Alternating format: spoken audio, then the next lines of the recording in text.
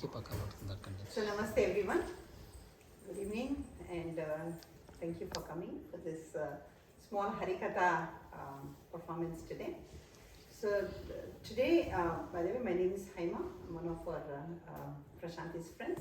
So today we have Srimati Savitri Jayanthi garu visiting us from India. She is a Asthana Kavi or for Tirumala Tirupati Devasthanam. She's been working on Project Annamacharya, or rather with Project Annamacharya for almost 30 years. And she's a Harikatha artist, so she performs Harikathas, which is a kind of a art which needs a kind of a dying art. She's been trying to revive it, and she performs. She has the grace of the great Venkateshwara, that she performs on Tirumala at least 2 or 3 times a week. And so she gets to do darshana of the God at least 2 or 3 times a week. So that's her, that way she's very blessed. So she's a student of Adipatla Narayana Dasu garu, who lived in the Rajahmundry area around almost 170 years ago. He was born about 170 years ago. He was the gentleman who revived this art form which was dying. And he was the one who wrote some of the classics like Rukmini Kalyanamu and I think Prahalada Charitramu and all these, some of the things that he pulled out and he wrote, they started a Gurukula type school for Harikatha, and Savitri Garu was there, and she stayed in the Gurukula for more than 10 years, I think 10-12 years, and learned from the people there, and now she's continuing that art form. And today we have, today she's going to be doing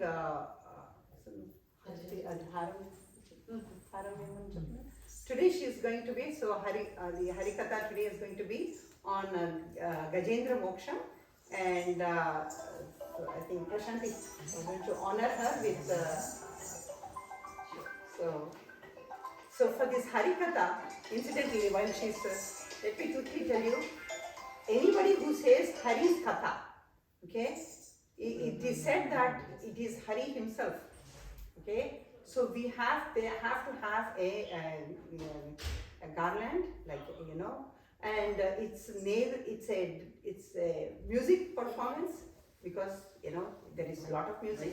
There is dance performance because it has. And there is a lot of narration too. It brings in these 3 forms together, and it's very unique in that, and that is what you will see today. And so today we are going to be talking about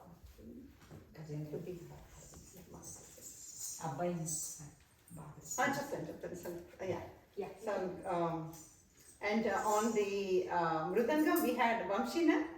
Okay. Vamshi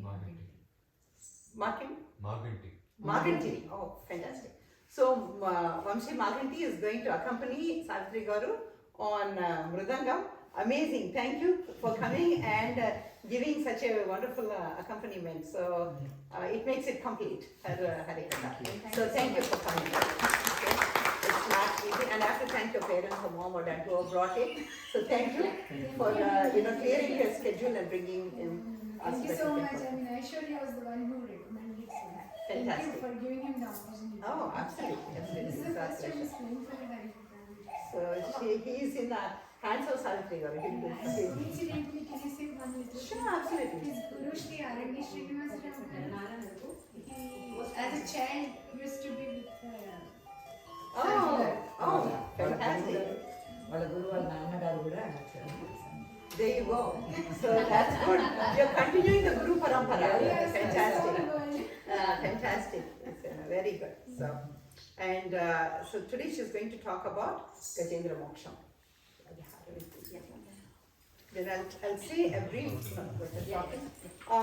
because there are some non-Telugu speaking people here.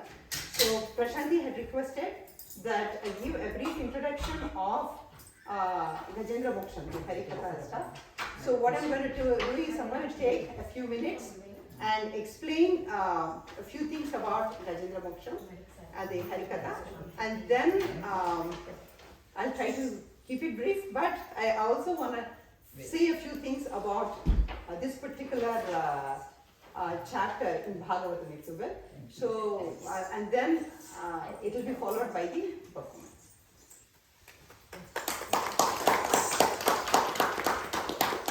Start చేసిన తర్వాత చెప్పమన్నారా లేకపోతే మీరు నేను చెప్పేసేనా చెప్పేసేనా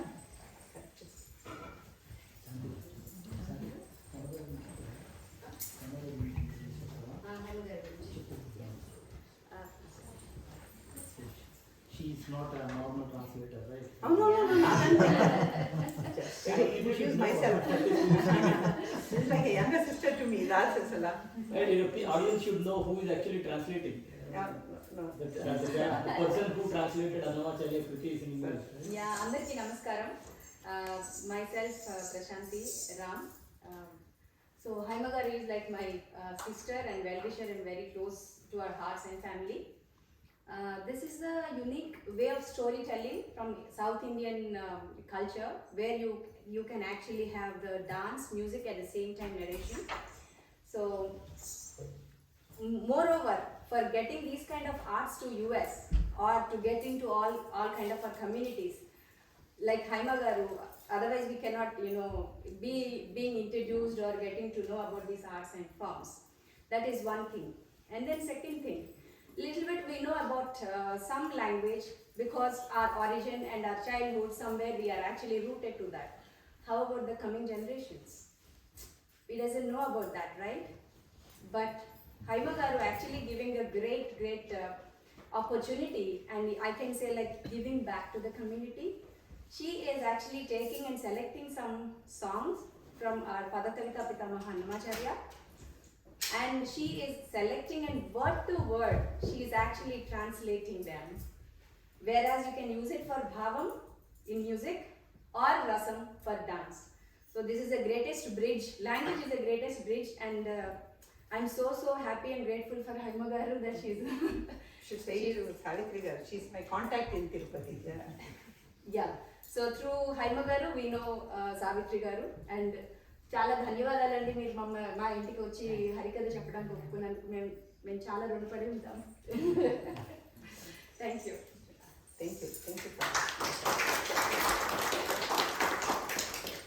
So today I'll just give a brief intro about especially for the kids here who can't and for the grown-ups too who if you do not understand Telugu. So I'm going to do two things. So then I'm going to talk about Gajendramiksham, okay? And I'm going to, you have to bear with me, I'll be here for about 10 minutes, okay? So I'm going to do it in two ways. The first one is going to be, I will tell you the story of Gajendramiksham, okay? I'll tell it in English so that everybody can follow it. But then after that, I also want to take a few minutes to talk about why Gajendramiksham is especially very special when you hear it in Telugu. And there is a reason. It is not like a language bias or anything, but there is actually some Bijaksharas that are sitting in this Gajendramiksham, wherever Vyasa Bhagavan put it in his original composition of Bhagavatam, exactly at those places. It seems Gomara Potana, the one who translated into Telugu, has some of those Bijaksharas sitting here. So especially Gajendramiksham has a special place, but I'll get to that in a few minutes. First I want to tell you the story of Gajendramiksham. And for you kids, I'm going to do it actually 3 ways. Okay, I'm going to tell the same story 3 ways. I'll make it very short first. Okay, are you ready? Ruthvi and Rishi. Oh, Rishi. Oh, yeah. Okay, good. Okay. The short form is, so once, why don't you get someone sit here? Okay. Come. Why behind us? Come sit here. Come sit here. So, the quick form, the short form is going to be, there was an elephant living in a forest, okay? And one day, the elephant decided to go take a bath in the water. So it went to the river. While it is taking bath, okay, a crocodile caught its leg. The elephant tried its best to get out of it, the crocodile wouldn't leave it. After a long battle, finally the elephant cried out for Sri Mahavishnu. It said, please come save me. Mahavishnu came, used the discus, Sudarshana Chakra, and killed the crocodile and saved the elephant. That's Gajendramiksham. That's the story. Okay? Remember that. Now we'll get into some details. Okay? So here I'm going to tell the same story with a little bit more details. So here was an elephant. He was the king of the jungle. He was the biggest and the bravest and the most courageous elephant you can ever think. Even lions and tigers and carnivorous animals were scared of this elephant. If it stepped out, the lions would run into their dens. Okay? And then, if you know animals, most animals, but definitely elephants, the males live by themselves. And it's a matriarchal society. That is all females. Okay? The mothers and daughters, they all live together. And the sons, the boys, when they're young, they'll stay with their mom. But once they grow up, they go away into the forest. That's how it is for lions and elephants and all that stuff. So now this particular elephant had 500, a family of 500 wives and daughters and whatever you call that huge harem of these people. And so, it owned that forest. The forest was full of the most, very sweet fruits and all that stuff. And there is description of that forest. And when that elephant would walk, and behind would come all his wives, the female elephants, it seems sadhus and all these saints would be doing homam, and the elephant would talk. Elephant is known for its walks. It would look at it. The sadhus used to drop everything and run away. Because everybody was scared. And this was a good elephant, but it was full of ego. There's nobody like me. Okay?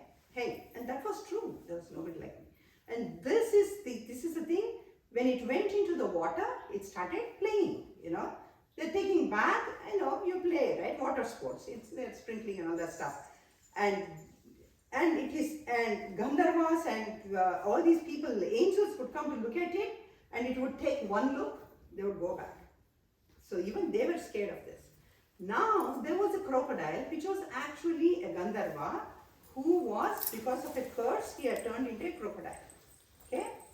So he saw the arrogance of this elephant.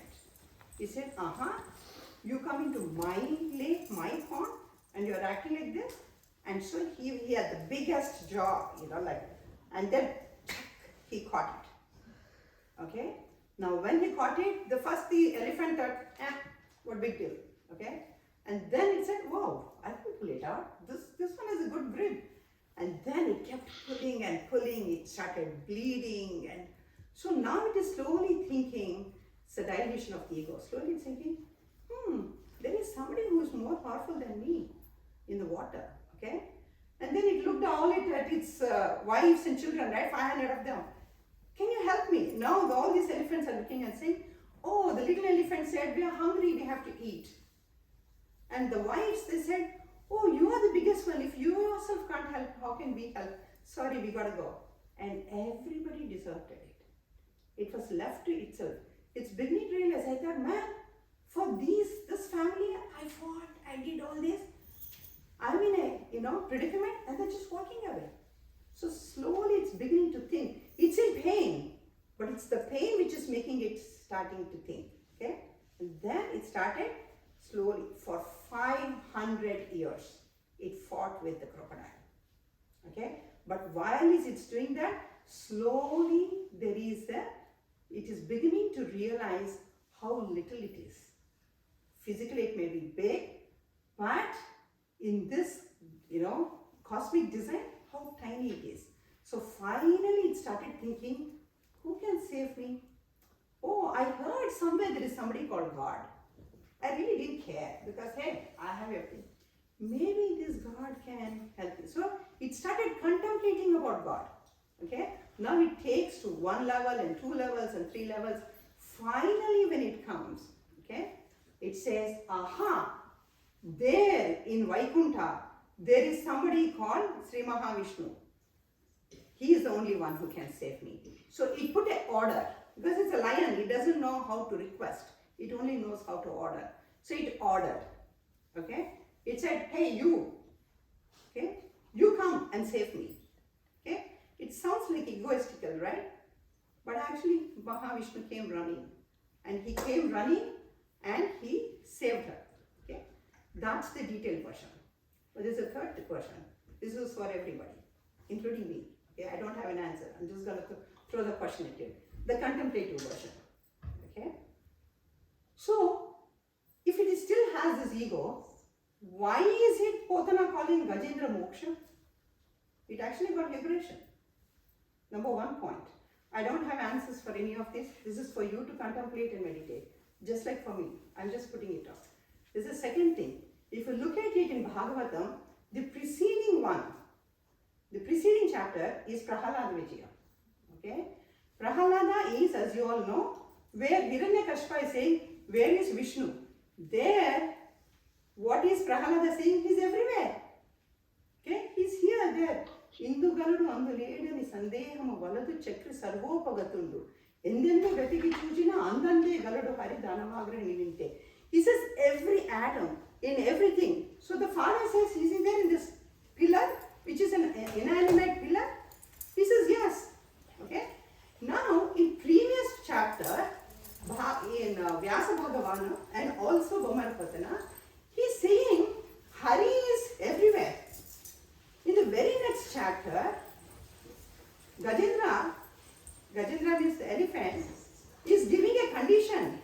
It's saying all this local Hari won't cut for me. This won't cut for me. To save me, he has to come from there. From where? Who has to save? He gives the definition. Yavvani che janinchu jagavavvani lokala nundu nilinamai, Yavvani yandurindu parameshwarudundu evvadu, moola karanam evvadu, Anadi madhyalayam evvadu, sarvamu tanaina vadu evvadu, Vani atmabhuni sharanambu vedadan. It's telling he who has no beginning and no end, he who is infinite, he's telling is somewhere there. He has to come to save me. Okay? To him I surrender. And Vishnu came exactly the way Gajendra is dictating. Why? I don't know the answer. That's contemplation. We have to think about it. But I'll give you now, I'll switch to the second side. I told you mine. I'm going to tell you about two things. Now I'm going to switch to it will probably help find an answer why it happened. For that, you have to go back. Do I have a couple of minutes? Yes. You have to go back and know a little bit about Gomarapotana. Okay? So, Vyasa Bhagavana wrote Bhagavatam. This is somewhere around 13th century. There was a gentleman called Potana. Okay? He was a great poet. Potana's specialty was that he had Shabdalankara, Ardhalankara. That is, you like a nice song because the tune is good. That is Shabdalankara. You are mesmerized by the music. Or there is Shabdalankara and Ardhalankara. The meaning, the lyrics are so beautiful. Sometimes that fascinates. You know, there's a shairi or something. You say, oh, what? Okay? Gomarapotana was known for combining these two. If you look at his Shiva Tandava, you close your eyes, you can feel Shiva's Tandava. In fact, Tyagaraja Swami was heavily influenced by Gomarapotana. Okay? In all his, you can see the similarities of what Tyagaraja did. But anyway, so Gomarapotana wrote a kavya called Veerabhadra Vijayam. Okay? It was one of the classics. He's writing about Shiva. He was a smart Brahmin. Okay? So he's walking on the river banks one day when two young handsome princes showed up. I don't have to tell you who it is. It happened to Tulsidas also. Okay? It was Rama and Lakshmana. They came, introduced themselves. And they said, Potana, you did such a great job of Veerabhadra Vijaya. Can you translate Bhagavata into Telugu? So then he said, well, I might need some help because he was very well versed in this Martha text, but not so much so in this. He said, can you help? So Sri Rama said, I'll help you, don't worry. Okay, you start writing. So he started writing. Okay, so he wrote, and then he's at Gajendramiksham. This is the key thing. This is where you will find the answer to my earlier question. So when he's writing Gajendramiksham, he is exactly translating whatever Vyasa wrote, he's writing. Okay, he came till where Gajendra, the elephant, is calling out, like trying to say, who is this God? Okay, who is this Vishnu? Who is this God? He didn't even know Vishnu. He heard somewhere that there is somebody called God. He didn't need this God before. But suddenly he's thinking, hey, I need this God. He's thinking. At that point, Potana didn't know how to continue. He hit a gridlock. He said, how do I take this? Because he wanted to have that punch, give a good punch. It wasn't coming. That day was not his day. So whenever he had a gridlock, whenever he had that moment of lapse, he would go for a walk. So he went for a walk. Okay? And then, by the way, Potana had a young daughter. Olden days, outside the house, they would keep some water, and after coming from outside, they would wash the feet and then come in. So this little girl's job was, every time anybody came, she would take like a mug of water and wash their feet, like throw the water at them. So the dad came back. She said, oh, hey, dad has come back. She took the water, washed his feet. He went in to start writing. So she's playing out. Within a couple of minutes, dad walked in. She said, wait, didn't you just go in? He said, no, I was not here. She said, Dad, I just washed your feet. He said, no. So she washed his feet again, and they both went in. And when he opened the scripture, that particular poem, a shloka, of where Vishnu lives, how Vishnu lives in Vaikuntha, had been completed. Okay? That means the father looked at the little girl and he said, how lucky are you, my child? You just washed the feet of Sri Rama. So Rama, remember, he said, Rama said, I'll come and... Now Rama completed it. Okay? So now Rama, if you go back and look at it, so Rama completed. That incidentally, she will talk about it, Alavaikuntha Kurumbulo, that has one of the most complex Telugu grammar. Okay? And he got, now Potana got that, he got onto the roller coaster. He said, well, not roller coaster, he got onto it and he said, now let me go and compose. Now from there, if you look, his compositions of that second half of Gajendramiksham, it's almost like Rama is continuing to write. So that is where, wherever the Bijaksharas of, wherever Vyasa put in, installed Bijaksharas, if you look, it seems at exactly those spots, Bhumar Potana. In fact, not only for that, even for Rukmini Kalyanam and all that stuff. So if you read the Telugu version, it's supposed to be as powerful as reading the mantras of the original Sanskrita version. Okay? So I know it took a long time, my apologies, but I just wanted to tell you that. So that's the one. One last thing. So now Potana is taking this story. And so in this story, and she will, Savitri Garu will talk about it. So now he's saying that guy who lives in Vaikuntha, okay? People have gone to Kailash and come back. People who have gone to Indraloka like Arjuna have come back and gone to Sabha of Brahma and come back. You don't know of anybody who's gone to Vaikuntha and come back. If somebody sends to Vaikuntha, I'm not coming back to tell you guys how it is. Like, see ya, I'm there, right? So we don't know. But how is Vaikuntha in that sloka? Okay, Sri Rama himself wrote.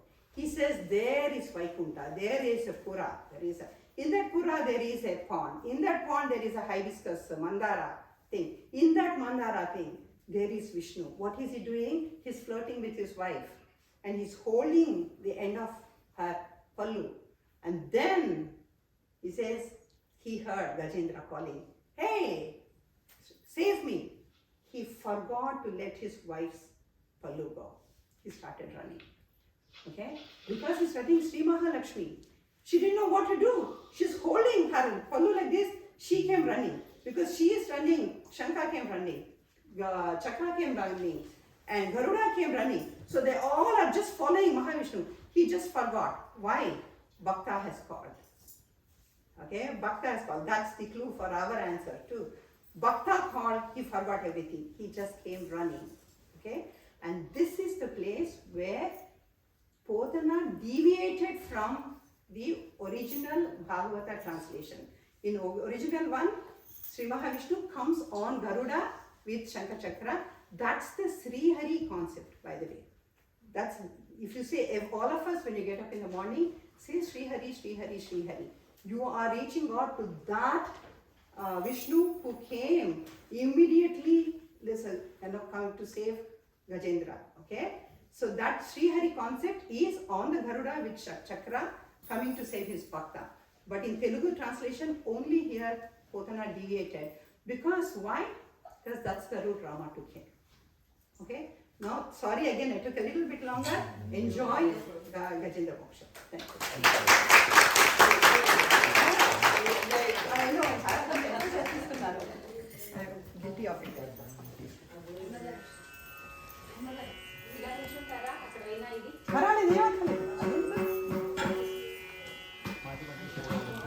I'm hyping you.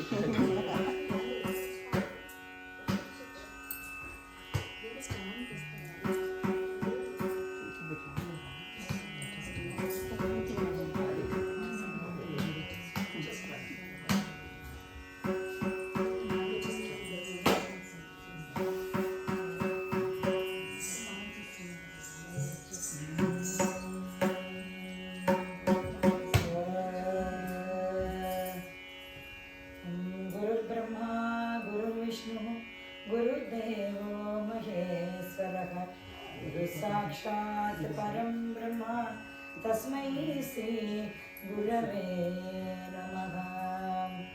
शुक्लाम्बरधरं विष्णुं शशिवर्णं चतुर्भुजं प्रसन्नवदनं ध्यायेत् सर्वविघ्नोपशान्तये।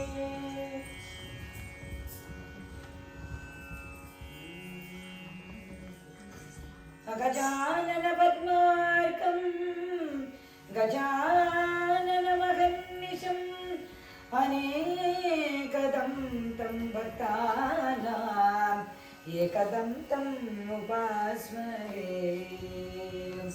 शारदा शारदाम्भोजवदना वदनाम्बुजे सर्वदा सर्वदास्माकं सन्निधिं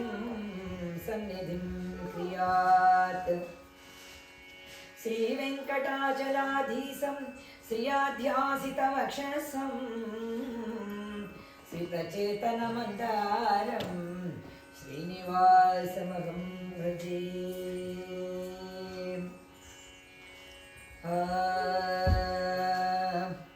लक्ष्मीनाथाय नारायणाय आश्रितजन पारिजाताय गजराजवरदाय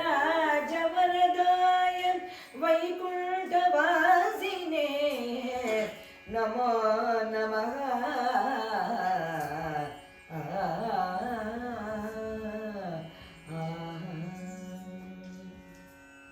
नारायणानि नाममे गतियेक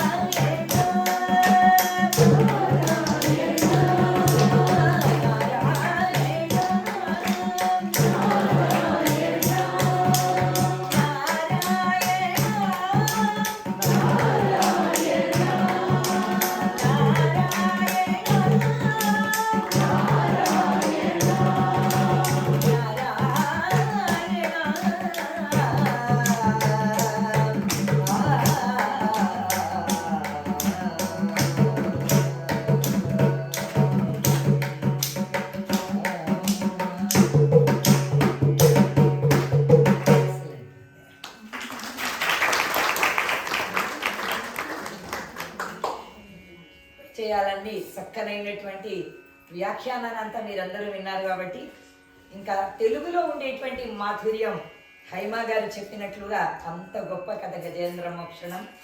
దాన్ని హరికథగా రచించిన ఏకైక హరికథ వాగ్గేయకారులు శ్రీమద్ అజ్జాడ ఆదిభట్ల నారాయణ దాస్ గారు. అందువల్ల వారు రచించినటువంటి కథ ఇది. బొమ్మెరపోతన్న గారిది. కథని ఇంకా ఏకంగా మనం అందరం ప్రారంభించే ముందర ఈ పవిత్రమైనటువంటి గృహంలో ప్రశాంతి రామ్ పుణ్య దంపతులు ఇద్దరు కూడా ఈ రోజున పరమ పవిత్రమైనటువంటి పౌర్ణమి, ఆశ్వయుజ శుద్ధ పౌర్ణమి, పరిపూర్ణమైనటువంటి కళలతో అమ్మవారు రాజరాజేశ్వరి దేవి. మొన్ననే మనకి దేవి నవరాత్రములు అందరూ కూడా ఇక్కడ ఒక్కొక్కరు కూడా, ఒకరు హైమావతి, ఒకరు ఉమాదేవి గారు, ఇంకొకరేమో అన్నపూర్ణ గారు, ఇంకొకరేమో ఐశ్వర్య గారు, ఇంకా ఇంతమంది మహిళామతులు అందరూ కూడా ఇక్కడ ఉన్నారు. అందువల్ల శక్తి స్వరూపాల్లో ఉన్నటువంటి ఈ సభలో పెద్దలందరూ ఉన్నటువంటి మీ అందరు ఎదురుగుండా ఈ పౌర్ణమి నాటి పున్నమ నాటి వేళ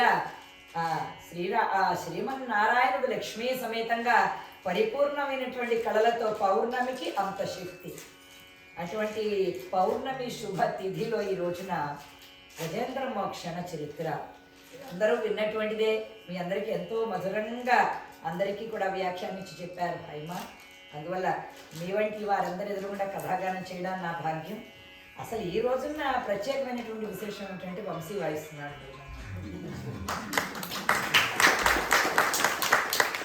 కర్ణాటక సంగీతానికి ముందర వాయిద్యాలు చాలా ముఖ్యమైనటువంటివి. వాళ్ళ తల్లిదండ్రులు చాలా గొప్పవారు. పిల్లవాడికి మంచి గురువుల దగ్గర మృదంగ విద్యాభ్యాసం చేస్తున్నారు. ఆదివారం నాడు కూడా మన శ్రవణగారితో మీ అబ్బాయి ఇప్పుడే మేము ఖర్చు వేసేసుకుంటున్నాము. వచ్చే ఏడాది నుంచి దొరకద్దా, బిజీ షెడ్యూల్ అయిపోతుంది అనమాట ఇంకా వచ్చే ఏడాది నుంచి.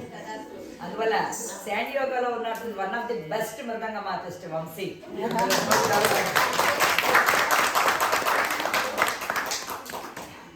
జై శ్రీమద్ రమణ గోవింద,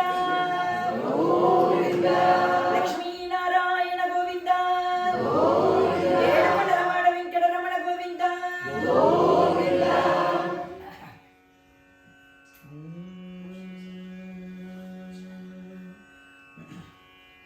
ఏ కథల యందు పుణ్యశ్లోకుడు హరి చెప్పబడును సూరి జనముచే, ఆ కథలు పుణ్య కథలని ఆకర్ణింపుదురు పెద్దలు అతి ఘర్షమున.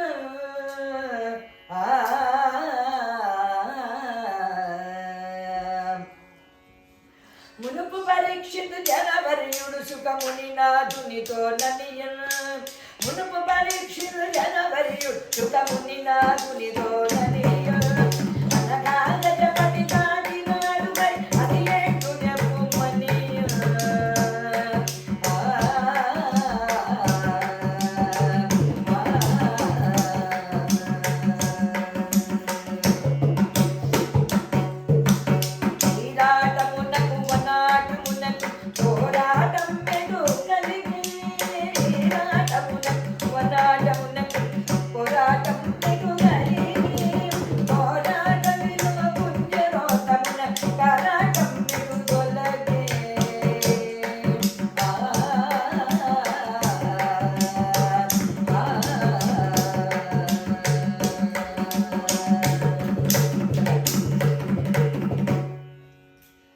పరీక్షిత్ మహారాజు గారికి తెలుసు 7 రోజులలోగా మరణము అని. 7 రోజులలో మరణము అని ఒక మహారాజు గారు అనుకోగానే మానవుడి యొక్క బుద్ధి ఎలా ఉంటుంది అని అంటే 7 రోజుల్లో ఎక్కడెక్కడ ఏం పెట్టున్నామో పవరా పెట్టాలని ఎవరికి ఇవ్వాలో ఏమిటో, ఈ ఆస్తులు ఈ పాస్తులు ఇవన్నీ ఎవరికి ఇవ్వాలి, పెద్దవాడికి కొంచెం ఇవ్వాలా, చిన్నవాడికి కొంచెం ఇవ్వాలా, ఈ 7 రోజులు మనం పోయినామంటే ఏమైపోతాం, ఇలాంటి తాపత్రయం ఉంటుంది. అవన్నీ లేవు పరీక్షిత్ మహారాజు గారికి. ఎంత గొప్పవాడంటే పరీక్షిత్ మహారాజు, ధర్మం అనేటువంటిది పరిపూర్ణంగా నిలబడింది కృతయుగంలో. కుంటుతో ఒంటి కాలి మీద నడిచేది కలియుగంలో. కృతయుగంలో ఉన్న ధర్మాన్ని కలియుగంలో నిలబెట్టిన వాడు పరీక్షిత్ మహారాజు. అమ్మ కడుపులో ఉంటూ ఉండగానే భగవంతుని యొక్క పరీక్షకు తట్టుకున్నవాడు ఆయన. జీవితం ప్రారంభమే మృత్యువుతో పోరాటం. ఆయనకు మృత్యువు కొత్త కాదు పరీక్షిత్ మహారాజు గారికి. అమ్మ కడుపులో ఉండగానే పోరాడాడు ఆయన. పోరాడి కృష్ణుడి యొక్క అనుగ్రహం వల్ల బ్రతికినాడు ఆయన. అందువల్ల చావు గురించి భయపడలా. కానీ ప్రతి చావుకి కూడా ఓ పరమార్థం ఉండాలి. అందువల్ల కృతయుగంలో మునీశ్వరులందరూ ఈయన రాజుగా ఉన్న కారణం చేత ప్రశాంతంగా తపస్సు చేసుకుంటున్నారు. ఏడాదికి 4 పంటలు పండుతున్నాయి. గోవులు మంచి క్షీరాలను వర్షిస్తున్నాయి. ప్రకృతి అంతా కూడా శోభాయమానంగా ఉంది. ప్రశాంతంగా బతుకుతున్నారు. భార్య ఉంటూ ఉండగా, భర్తగారు ఉంటూ ఉండగా, భర్తగారు లేని ఆడవాళ్ళు లేరు. అమ్మా నాన్న బతికుంటూ ఉండగా పిల్లలు లేని తల్లిదండ్రులు లేరు. దారిద్ర్యంతో ఉన్నవాళ్ళు లేరు. దొంగలు లేరు, జారులు లేరు, చోరులు లేరు. ఎప్పుడు కలియుగం ప్రారంభం. కలియుగంలో ఎవరెవరైతే ఉంటారో అవన్నీ లేకుండా పరిపాలిస్తున్నాడు అంత గొప్ప రాజు. అలాంటి ఆయనకి కూడా దీన్ని తప్పించుకోలేకపోయాడు. మృత్యు వచ్చేసింది తోసుకుని. చాలా బాధపడ్డాడు. కలిపురుషుని ఇంతవరకు రాకుండా ఆపా. నేను ఇప్పుడు పోతున్నాను. ఇంకా నేను ఒక పాము కాటు వల్ల చనిపోతే నరకాన్ని పడిపోతాను. నేను మోక్షాన్ని పొందాలి. అనేక మంది మునీశ్వరులు కళ్ళ నీళ్ళతో వచ్చి నిలబడ్డారు. నిలబడగానే నాకు ఏదైనా మార్గం చెప్పండి, నేను మోక్షాన్ని పొందాలి. అయితే అప్పుడు వ్యాసుల వారు చెప్పారు, భాగవతానికి విను. భాగవతాన్ని వింటే నీకు మోక్షం వస్తుంది. అనగానే ఎవరు చెప్తారు నాకు భాగవతాన్ని? మా కుమారుడైన శుకయోగీంద్రుడు చెప్తాడు. 7 రోజులు నీ మరణం పూర్తయ్యే లోపల నీకు భాగవతం చెప్పేస్తాడు మా వాడు. అనగానే అయితే సరే అయితే అన్నాడు. ఆయన చెప్పిన భాగవతం ఎటువంటిది అంటే, పరీక్షిత్ మహారాజు గారు బతికుంటూ ఉండగా కలిపురుషుడిని రానివ్వలేదు. పరీక్షిత్ మహారాజు గారు లేకపోయినా కూడా ఆయన విన్న భాగవతాన్ని వింటే కలిపురుషుడికి అక్కడ ప్రవేశం లేదు. ఎక్కడ భాగవతాన్ని వింటారో కలిపురుషుడు, ఆయన పరీక్షిత్ మహారాజు భౌతికంగా లేకపోయినా కూడా ఆయన కారణంగా, ఆయన ఎక్కడైతే ఆయన విన్న భాగవతాన్ని మనం వింటామో అక్కడ కలిపురుష ప్రవేశం లేదు. అటువంటి మహానుభావుడికి చెప్తున్నారు భాగవతాన్ని శుకయోగీంద్రులు. అప్పుడు ఈయనకు సందేహం వచ్చిందనమాట. ఎవరన్నా పోరాడితే 1 సంవత్సరం పడతారు, 10 ఏళ్ళు పోరాడతారు, 100 ఏళ్ళు పోరాడతారు. 1000 సంవత్సరాలు ఎలా పోరాడారు వీళ్ళిద్దరూ కూడా? 1000 ఏళ్ళు పోరాడారు కదా. గజమును ఈ మకరి, వీళ్ళిద్దరు మకరి సంగ్రామంలో 1000 సంవత్సరాలు ఎలా పోరాడారు? అసలు ఎలా బ్రతికుంది ఆ ఏనుగు? అది అంత ప్రాణాలు పోయే సమయంలో భగవంతుడి గురించి ఎలా అన్వేషించింది చెప్పమని అనగానే ఆ మాటలు విన్నటువంటి ఆ శుకయోగిందుల వారు చెప్పారు, ఏ కథలయందు పుణ్య శ్లోకుడు హరి చెప్పబడును సూర్యజనముచే ఆ కథలు పుణ్యకథలు. పుణ్యమైనటువంటి కథలు మాత్రమే మనము వినాలి. పుణ్య కథలు ఏవైనా ఉన్నాయి అంటే హరి కథలు. హరిని గురించి చెప్పగలిగినవి మాత్రమే పుణ్య కథలు. హరిని గురించి చెప్పనటువంటివన్నీ కూడా అరకథలే. అన్నీ కూడా అరకథలు, కొర్రకథలు అన్నమాట. బాబక్కర్లేదు మనకు. హరిని గురించి చెప్పే హరికథలు మాత్రమే కావాలి. అప్పుడు ఆయన మహానుభావుడైన శుకయోగీంద్రుల వారు చెప్తున్నారు, రాజన్య, త్రికూటము అనేటువంటి పేరు కలిగిన 3 కొండలు ఉన్నాయి. ఆ 3 కొండల మధ్య ఒకటి బంగారం కొండ, ఒకటి వెండి కొండ, ఒకటి ఇనుము కొండ. ఆ మధ్యలో 100 యోజనాల వెడల్పు, 100 యోజనాల పొడవు, 1200 మైళ్ళ పొడవు, 1200 వెడల్పు కలిగినటువంటి ఆ మధ్యలో, ఆ 3 కొండల మధ్యలో ఉన్న అరణ్యంలో ఒక పెద్ద ఏనుగుల గుంపు నివసిస్తుంది. ఆయన గారు ఏనుగులకి మాత్రమే రాజు కాదు, అరణ్యానికి అంతటికి రాజు. అరణ్యానికి రాజు ఎవరండి? సింహము రాజు. కానీ ఇక్కడ మాత్రం గజరాజే నిజమైన రాజు. ఎక్కడైనా సరే గజమునకు సింహం కానీ కలలో కనిపించినా చచ్చిపోతుంది ఏనుగు. సింహస్వప్నం అని పేరు. అటువంటిది ఈ అరణ్యంలో గజరాజు పేరు చెప్తే చాలు, అసలు మన సింహాలే బతక ఉంటాయి. అంత పరాక్రమాన్ని కలిగినటువంటి గజరాజు. ఆయనకి 10,00,000,000,000 కరణీనాథుడనయ్య అంటాడు ఆయన. ఆయనకి లక్షల సంఖ్యలో ఉన్నటువంటి పరివారం ఉన్నారట, వేల సంఖ్యలో భార్యామణులు ఉన్నారట, పిల్లల సంతానాన్ని అయితే అసలు లెక్క పెట్టలేరట. గొన ఏనుగులే మొత్తం సగ అడవి అంతా కూడా ఆక్రమించేసాయిట. అటువంటి ఆ కొండరాజు గారు ఒక రోజున ఆయన విహారానికై బయలుదేరాడు. ఫ్యామిలీ పిక్నిక్ అనమాట. ఆయన ఆనందంగా ఎంజాయ్ చేయాలని తన కుటుంబం అందరితో కలిసి విహారానికై బయలుదేరి వెళ్తున్నాడు. నారాయణదాస్ గారు చెప్తారు అసలు ఒక్కొక్క ఏనుగు ఎలా ఉందిట. కొండ వెడలేరా కొండ వెడలేరా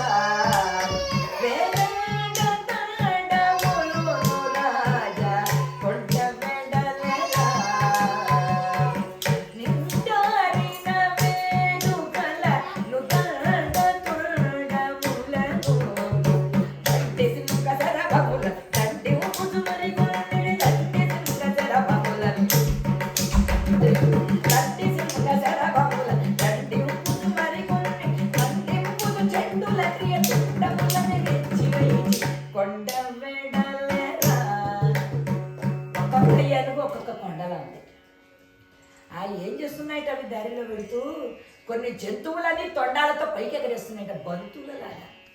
పూచెండుల క్రియ తుండముల నెగిర్చి వేచి. ఆ జంతువులన్నింటినీ కూడా ఆకాశానికి ఎగరేస్తున్నాయిట బంతుల్లాగా. ఒక ఏనుగు ఓ తొండతో పెడుతూ ఇంకో ఏనుగు ఇంకో తొండంతో పైకి లేపుతుందిట. సింహములన్నీ కూడా గుహలలోనికి పారిపోతున్నాయి. నెమళ్ళన్నీ కూడా ఆకాశంలోనికి ఎగిరిపోతున్నాయి. పాములన్నీ కూడా కనుగుల్లోకి దూరిపోతున్నాయట. చిన్న చిన్న జంతువులు వీళ్ళ కాళ్ళ కింద పడి చచ్చిపోతున్నాయి. ఇంత హడావిడిని సృష్టిస్తూ ఇంత ఆగమాగము చేస్తూ ఈ ఏనుగుల గుంపంతా బయలుదేరింది విహారానికి.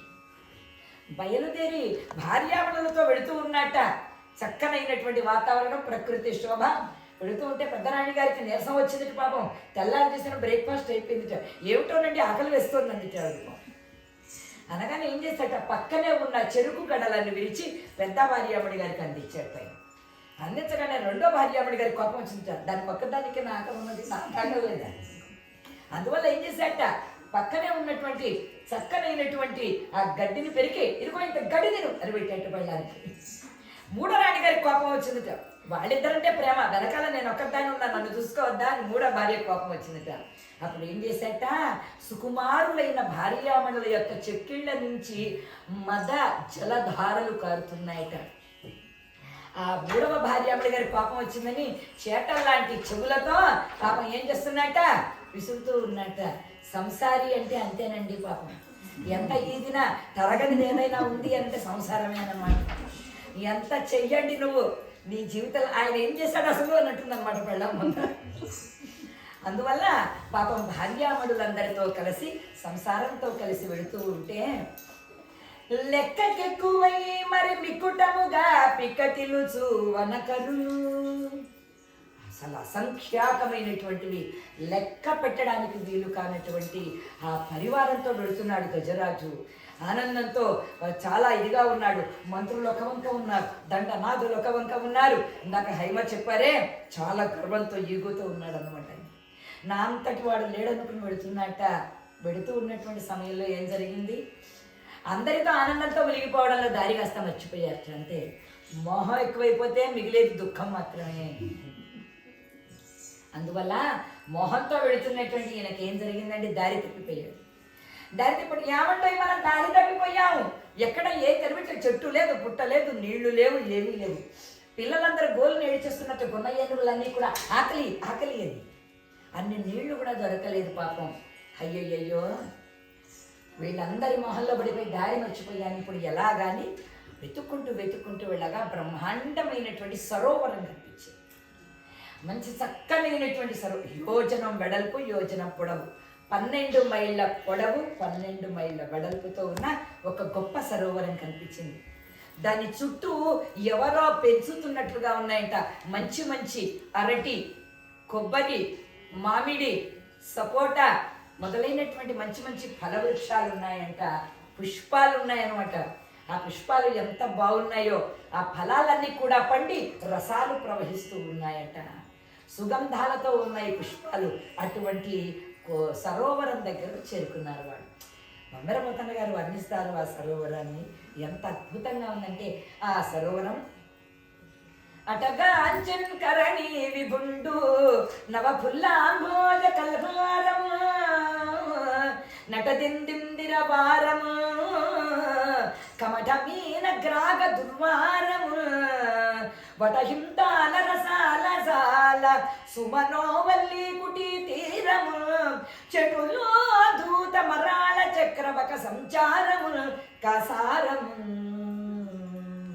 ఆ సరోవరంలో చక్కనైనటువంటి వేయి రేకులు కలిగిన పద్మాలు ఉన్నాయి, రంగురంగుల పద్మములు ఉన్నాయన్నమాట. అటువంటి అక్కడ ఎన్నో జల పక్షులు ఉన్నాయి, హంసలు, కొంగలు, రాజహంసలు ఇవన్నీ తిరుగుతూ ఉన్నాయట. ఈ గజరాజు యొక్క బృందం అందరూ కూడా వచ్చారన్నమాట. వస్తూనే ఏం చేశారు, దాహం దాహం ప్రాణం వచ్చింది, కావలసినన్ని పళ్ళు ఉన్నాయి, మంచి చెరుకు గడలు ఉన్నాయి, ముందర జలాలు ఉన్నాయని మొత్తం ఫ్యామిలీ ప్యాకేజ్ అనమాట. మొత్తం దిగిపోయారు నీళ్ళల్లో. ఒక్కసారి తుండములను పెట్టారు. మొత్తం ఫ్యామిలీ అంతా నీళ్లు తాగ్గానే ఏమైపోయిందిట, చెరువు అంతా కూడా సగానికి ఖాళీ అయిపోయిందిట. మొత్తం అంతా కూడా మొత్తం నీళ్ళని తాగేసట. ఇన్ని అరుగు తాగితే ఏమవుతుంది పాపం. అందువల్ల కాస్త ఊపిరి తెలుసుకున్నట్ట ఆ సగం నీళ్లు తాగేసి. అలా తాగిన తర్వాత ఏం చేశారు, కావలసినన్ని నీళ్లు తాగి బమ్మెర పొత్తన్న గారు అంటారు, తొండంబుల పూరింపుచు గండంబుల జల్లు గొనుచు గళగళరవమ మెండుకొన వలుద కడుపులు నిండం వేదండ కోతి మీరు ద్రావెన్. ఏనుగులన్నీ కూడా నీళ్లు తాగాట.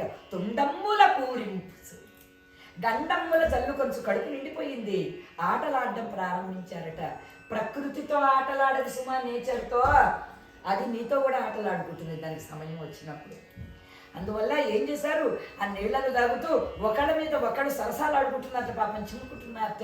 యావండి నా మీద వేయకండి, నా మీద వేయకండి అంటున్నారట. భార్యామణులు ఆడుకుంటున్నారట. తొండమ్ముల పూరింపుచు గండమ్ముల జల్లు కొనుచు గళగళ రవము మెండుకొన వలుద కడుపులు నిండన్ వేదండ కోటి నిరుంద్రావెన్. సరోవరమోజొచి మదకరి ప్రభుడు వచ్చి, సరోవరమోజొచి మదకరి ప్రభుడు వచ్చి. అలా ఎప్పుడైతే నీళ్లు తాగుతున్నారో వాళ్ళ ఆయన అన్నట్ట అరిసిపోయినారు పిల్లలందరూ కూడా. నాన్నగారు మాకు ఆహారం చాలు, తిండి చాలు, అన్ని చాలు అని భార్యాముడు ఒడ్డుకెళ్ళిపోయారట. పిల్లలందరూ ఒడ్డుకెళ్ళిపోయారట. ఈ గజరాజు కూడా అనుభవించాల్సింది కదా. ఏముంది అక్కడ, క్రోకడైల్ ఫెస్టివల్ ఉంది కదా పాపం. అందువల్ల ఏం చేసేట ఆయన తిన్నగా అక్కడకు వెళ్ళి వాళ్ళందరూ అక్కడ విశ్రాంతి తీసుకుంటూ ఉంటే ఏం చేసేట, మీరందరూ సగం పూర్తి చేశారు, మొత్తం నీళ్ళన్నీ నేను తాగేస్తా చూడండి అని ఏం చేశాట, మళ్ళీ ఊరిపోతున్నాయిట జలాలు అందులో ఆ సరోవరంలో. ఆ నీరు ఎప్పుడైతే ఊటలాగా వస్తుందో అందులో ఉన్న నీళ్లు తాగేశాట. నీళ్లు ఖాళీ అయిపోయి నీళ్ళన్ని తొండల్లోనికి వెళ్ళి చేపలు అంటే మీనములు, మకరములు అంటే చిన్న చిన్న మొసళ్ళు, తరువాత కర్కాటకములు అంటే పీతలు అన్నమాట, ఇవన్నీ తొండల్లోకి వచ్చేసాయి. ఆ నీళ్ళన్నీ కూడా ఆకాశంలోనికి వదిలాడు. ఇప్పుడు చూడండి వర్షం పడినట్టు వస్తుందని. అలా ఎప్పుడైతే వదిలాడో ఆ నీళ్ళన్నీ కింద పడిపోయాయి. మకరములు వెళ్ళి మకర రాశిలో పడ్డాయట, మీనములు వెళ్ళి మీనరాశిలో పడ్డాయట, కర్కాటకములు వెళ్ళి కర్కాటక రాశిలో పడిపోయాయట. అవన్నీ పైన ఉంటాయి కదా రాసులు, 12 రాసులు మనకి. ఆ రాసుల్లో వెళ్ళి అవి పడ్డాయట, నీళ్లు మాత్రము కింద పడ్డాయి. ఎప్పుడైతే అలా జరిగిందో వీళ్ళ యొక్క ఈ ఆటలకు భరించలేనటువంటి ఒక మొసలి ఈ ఏనుగులు చేసేటువంటి అల్లెల్ని తాళలేక అది బయటకు వస్తుందట. భుగ భుగాయత భూరి బుద్భుదచ్చటలచో గదలుచు దివికి భంగములేగయ్యా భువన భయంకర భూత్కార రవమున ఘోర నగ్రగ్రాల కోటి మెగడా వాళ్ళ విక్షేప దుర్వార రవమున తటి తరులెల్ల చల్పడుచు మృక్క సరసిలో నుండి పొడగిని సంభ్రమించి అడరి కుప్పించి లంఘించి హుంకరించి భాను కబళించి పట్టు స్వర్భాను పగిది ఒక్క మకరేంద్రుడు ఇభరాజు నొడిసి పట్టే. కాలం ఉన్నంత వరకు నాదే, కాలము కానీ ఎదురు తిరిగిందంటే ఏమైపోతుంది జీవితం? గజరాజులాగా దొరికిపోతారనమాట కాలం అనే ముసలికి. అలాగా చాలా భయంకరమైనటువంటి ఫుత్కార రవాలతో అది నీళ్లలో నుంచి లేస్తుంటే ఉడికిపోతున్నాయట నీళ్లు. భుగ భుగాయత భూరి బుద్భుత చటలతో అన్నారు. అవన్నీ అలా లేచి ఆకాశం నుండి ఎగురుతూ ఉన్నాయిట ఆ నీళ్ళన్నీ కూడా. తోకతో ఒక్క దెబ్బ వేసిందిటండి నీళ్ళల్లో. ఆ చుట్టూ ఉన్న చెట్లన్నీ కూడా రాలి నీళ్ళలో పడిపోయాయి. అలా ఎప్పుడైతే జరిగిందో ఆ సరస్సులో నుండి పెద్ద మొసలి ఒకటి లేచిందిట.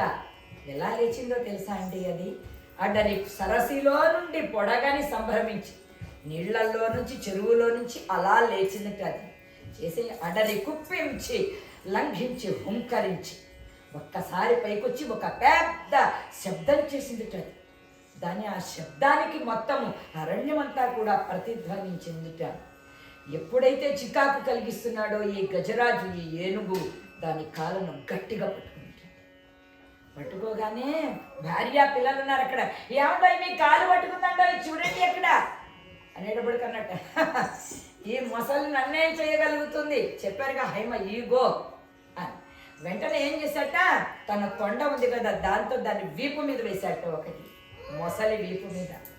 అది వెంటనే ఆ దెబ్బకు తాళలేక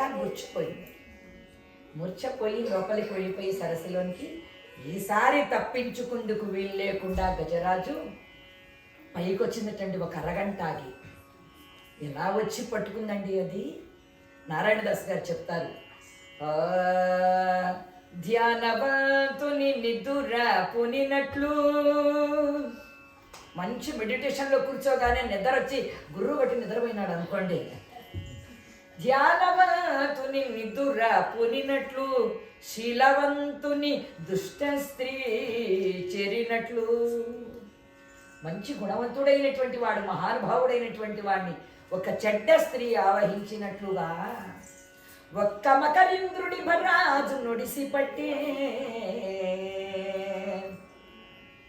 ఈసారి తప్పించుకుందుకు వీలు లేకుండా ఏనుగుని గట్టిగా పట్టేసింది తండ్రి. ఎలా పట్టింది అంటే బంగార పోతన్న గారే చెప్పారు. పాదద్వంద్వమునేలమోపి పవను బంధించి పంచేంద్రియోన్మాదము పరిమార్చి బుద్ధిలతకున్మారాకు గత్యించి నిష్కేద బ్రహ్మ పదావలంబన గతిని క్రీడించు యోగీంద్రు మర్యాద నక్రము విక్రమించే కరిపాదాక్రాంత నిర్వక్రమై. యోగీశ్వరుడైనటువంటి వాడు దేవుడిలో లీనమైపోయి ఎలా ఉంటాడో అంతలా లీనమైపోయిందిట ఏనుగు కాలు పట్టిన మొసలి. అంత భద్రంగా పెట్టేసిందిట. అలా పట్టి నిష్కేద బ్రహ్మ పదావలంబన గతిని క్రీడించు యోగీంద్రుడు మర్యాద.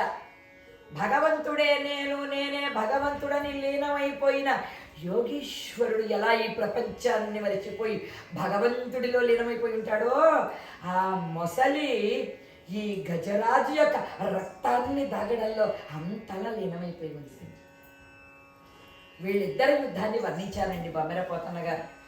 ఈ పద్యం బాగా వచ్చి ప్రశాంతికి చెప్తావా? కరిదిగుచు మకరి సరసికి, కరిదిగుచు మకరి సరసికి, కరికి దిగుచు మకరి కరకరి బెరయ, కరికి మకరి మకరి కరికి, కరికి మకరి మకరికి కరికి, భరమనుచును అతలకు తల భటుల దిరిపడ. కరి దిగుచు మకరి సరస్సుకి. ఇది తిరగాలి అనంటే ఏముండాలి అని అంటే బ్రహ్మాండంగా పిజ్జాలు గీతాలు అవన్నీ తినేసామనుకోండి, చదువు పట్టాలు పలకరన్నమాట. అందుకని మాకు కూడా అమెరికా వచ్చిన తర్వాత అప్పుడప్పుడు ఏవేవో తింటూ ఉన్నాం, అందువల్ల నాలుగు తిరగడం లేదు చూడండి, కనబడతాం. కరి తిగుచు మకరి సరస్సుకి. ఏం చేసిందట?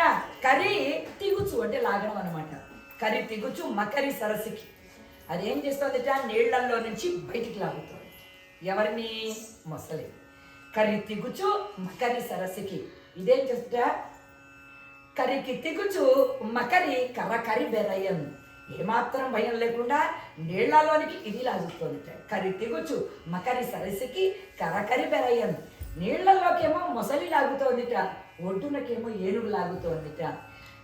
ఈ జరగడంలో ఏమైంది? కరికి మకరి మకరికి కరి, కరికి మకరి మకరికి కరి. వీళ్ళిద్దరు యుద్ధం చేస్తే శబ్దానికి, ఇందాక చెప్పారే శబ్దమని, ఆ శబ్దానికి ఏమవుతోందట? భరమనుచును అతల కుటల. వాళ్ళు భరించలేక ఈ కింద 7 లోకాలు ఉన్నాయిట. భూలోకంలో జరుగుతోంది ఇది, ఈ యుద్ధం. ఈ యుద్ధం కింద దీని కింద ఇంకో 7 లోకాలు ఉన్నాయట. 6 లోకాలలో ఉన్నటువంటి రక్షించేవాళ్ళు భటులు కొంతమంది ఉన్నారట. వీళ్ళిద్దరి యుద్ధానికి, వీళ్ళిద్దరి శబ్దానికి ఆ కింద ఉన్న లోకాల వాళ్ళందరూ కూడా భయపడిపోతున్నారట. అతల కుతల భటులు అదిరిపడం. అతలము కుతలము అనేటువంటి లోకాలు ఉన్నాయి కదా మనకు. అతల సుతల భటులు అదిరిపడం. అంత భయంకరంగా యుద్ధాన్ని చేస్తున్నాయట ఈ రెండు కూడా. అలా యుద్ధాన్ని చేస్తూ ఉన్నటువంటి సమయంలో ఇలా ఎన్నాళ్ళు జరిగిపోయిందండి, 1000 సంవత్సరాలు జరిగిపోయింది. లోపలికి రావాలని ఇది, దాన్ని చంపాలని ఇది, దీన్ని ఒడ్డుకు తీసుకొచ్చి చంపేయాలని అది. ఇద్దరి యుద్ధం కూడా జరుగుతూ ఉన్న సమయంలో 1000 ఏళ్ళు గడిచిన తర్వాత ఏనుగు శక్తి బలహీనం కావడం ప్రారంభించింది. ఎప్పుడైతే బలహీనం అనిపిందో అప్పుడు ఆయన ఆలోచించట గజరాజు, గిరుల కరుల నురుముసేయు కరిమ కరికి చికెనా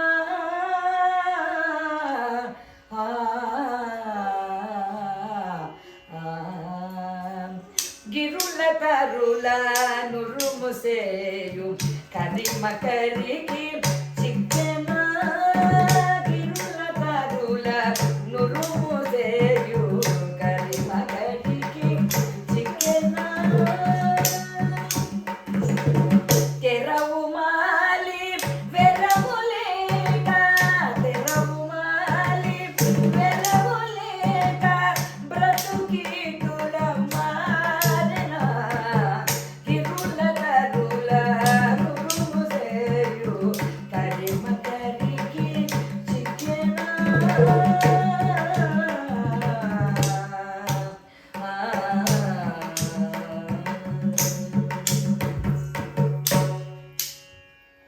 ఆహా, గిరులను, కొండలను, గుట్టలను, చెట్లను, పుట్లను కూడా నుగ్గునూసం చెయ్యగలిగేటువంటి గజరాజును నేను.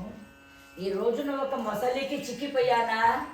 తెరవు మాలి, వేరే మార్గం లేక, నా బ్రతుకు నన్ను రక్షించుకునే యోగం లేక ఇలా అయిపోయిందా? ఏ రూపంబున దినిగెల్తూ ఇట మీద ఏ వేల్బు చింతిల్తూ. ఇదేమిటి అనుకోకుండా నా నోట్లో నుంచి దేవుడు అనేటువంటి మాట వినిపించింది. అందువల్ల ఎప్పుడు కూడా మనకు మన విహారాలే తప్పించి భగవంతుడు అనేటువంటి వాడు ఒకడున్నాడని వాడి దగ్గరికి మనం వెళ్ళాల్సి ఉంటుందని, వాడికి అవసరం పడుతుందని, ఏ సమయానికైనా సరే శరణ్యుడైన వాడు వాడే అని మనకి ఎప్పుడు గుర్తుకు రాలేదే. ఏ రూపంబున దినిగెల్తూ ఇట మీద ఏ వేల్పు చింతిల్తూ ఎవ్వారి జీరుదు ఎవ్వరడ్డమిక ఇవ్వారి ప్రచారోత్తమున్ వారి పొందగు వారలెవ్వారు లేరే దిక్కుమాలిన మొరాలింపు ప్రపుణ్యాత్మకు. ఆహా, నా మంత్రులు నా దండనాథులు ఎక్కడున్నారు రేయ్ అని చూసేట. వాళ్ళు ఎక్కడున్నారు? వాళ్ళు ఎప్పుడో పారిపోయారు. హరి పక్కనైనా సరే విడువలిది సిరి గాని ఎవరినైనా సరే స్థాన భ్రంశం అయిపోయిందంటే సంపదలు, భాగ్యము కావలసిన వాళ్ళు అందరూ దూరం అయిపోతారట. అలాగే ఏమైపోయిందండి, ఇన్నాళ్ళు అతనితో ఉన్న దండనాథులు వెళ్ళిపోయారు, మంత్రులు వెళ్ళిపోయారు, సైన్యాధిపతులు వెళ్ళిపోయారు, ఎవ్వరూ లేరట. ఒరే నన్ను వచ్చి వా చెయ్యి వేయండి రాని, ఒక్క చెయ్యి కాదు అసలు, ఇటు పక్క తల తిప్పేవాడు కూడా లేకుండా వెళ్ళిపోయేవాడు. అయ్యో వీళ్ళందరూ ఏమైపోయారని. హాహాహా, ఇప్పుడు ఎవరు నా వాళ్ళు? ఎవరు నాకు కావలసినటువంటి వాళ్ళు? నానానేక పయూధముల్ పెద్ద కాలంబు నన్ను వనములో నన్ను సన్మాన్యోప.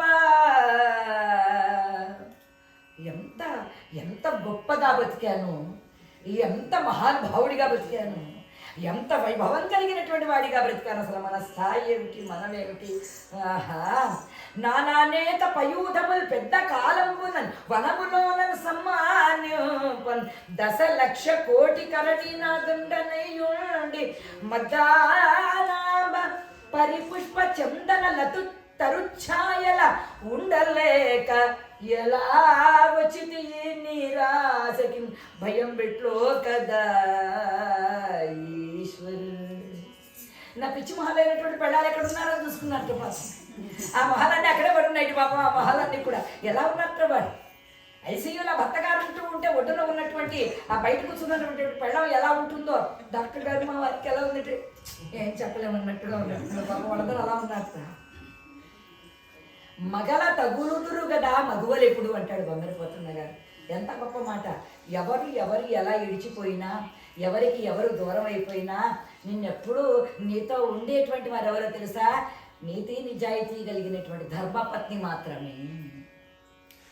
నీ జీవితంలో మా ఆవిడ నా కోసం ఎదురు చూస్తుంటుంది, అదొక క్షణం నేను ఆలస్యమైన ఒప్పుకోదు అనేటువంటి పెండ్లాం కలిగినటువంటి మొగుడు ధన్యుడు. మా వారు ఇంతసేపు అయింది, ఎక్కడున్నాడో ఏమిటో ఇంతవరకు ఫోను లేదు, ఇంతవరకు రాను లేదు, ఏమంటో ఎక్కడున్నారండో అని చెప్పాను అనేటువంటి ఆ భార్య ఆవిడ కనుక లేకపోతే, అటువంటి భార్య లేకపోయినా, ఇటువంటి భర్త గారు లేకపోయినా జీవితానికి ఏం ప్రయోజనం చెప్పండి. అందువల్ల మగల దగులుదురు కదా మగువలు ఎప్పుడు అంటారు బొమ్మరిపోతున్న గారు. ఆ భార్య ఆవిడలందరూ పిచ్చిమహలో ఏడుస్తున్నారట. చిన్నారెడ్డి గారు అంటుంది, అక్కయ్య నువ్వేమైనా కొంచెం గడ్డి మింగవే, నాకెందుకు లేవే గడ్డి, ఆ చెరుకు గడేదో ఉంది నువ్వే మింగవే అని అంటుంది. ఆయన అలా ఉంటే బెడ్ మీద మనం ఏం చేయగలని చెప్పని ఏడుస్తున్నట్టు వీళ్ళందరూ కూడా. వాళ్ళని చూశాడట. చూసి పాపం ఎంతో శోకంలో ఒలిగిపోయి, నన్ను ఎవరున్నారు రక్షించేటువంటి వాళ్ళు, ఇంకా ఒక్క భగవంతుడు సర్వేశ్వరుడైనటువంటి వాడు తప్ప ఇంకెవరైనా ఉన్నారా రక్షించేటువంటి వాళ్ళు? అయ్యా మునీశ్వరులారా ఎవరైనా ఉన్నారా? అయ్యయ్యో ఇందాక తొండ ముచ్చు కొడతా నెత్తి మీదని పారిపోయారు మునీశ్వరులు అందరూ. ఇంకెవరైనా యక్షులు గంధర్వులు కిన్నరులు ఉన్నారా? వాళ్ళకి మన ఆకారాలను చూస్తేనే, కొండంత ఆకారాలను చూస్తేనే భయపడి వాళ్ళు మాయమైపోయారు. మనల్ని ఎవరు రక్షించేటువంటి వాడు లేరా, నన్ను ఎవరూ కాపాడేటువంటి వాడు లేరా అని చెప్పదని పరమ దుఃఖంలో మునిగిపోయినారట ఆయన. పరమలో దుఃఖంలో వెలిగిపోయి ఇంకెవరు నన్ను కాపాడేటువంటి వాళ్ళు లేరు, ఎవరో భగవంతుడు అనేటువంటి వాడు ఉంటారని చెప్పారు, వాడి పాదాలను ఆశ్రయిస్తే వాడు ఒక్కడే రక్షిస్తాడని చెప్పానని అంటారు. అందువల్ల దేవుణ్ణి తప్ప నేను ఎవరో ఏం పేర్లు పెట్టిన వాళ్ళు, ఈశ్వరుడు అనాలా, దేవుడు అనాలా, ఇంకేమన్నా అనాలా, ఆ పేర్లు కూడా మనకు తెలియవే. ఏ రోజున జోలికి వెళ్తే కదా మనకు తెలియడానికి. అందువల్ల మనకు కూడా తెలియదే. దుఃఖంలో మునిగిపోయినాడు గజరాజు. మునిగిపోయి ఏమన్నాడు?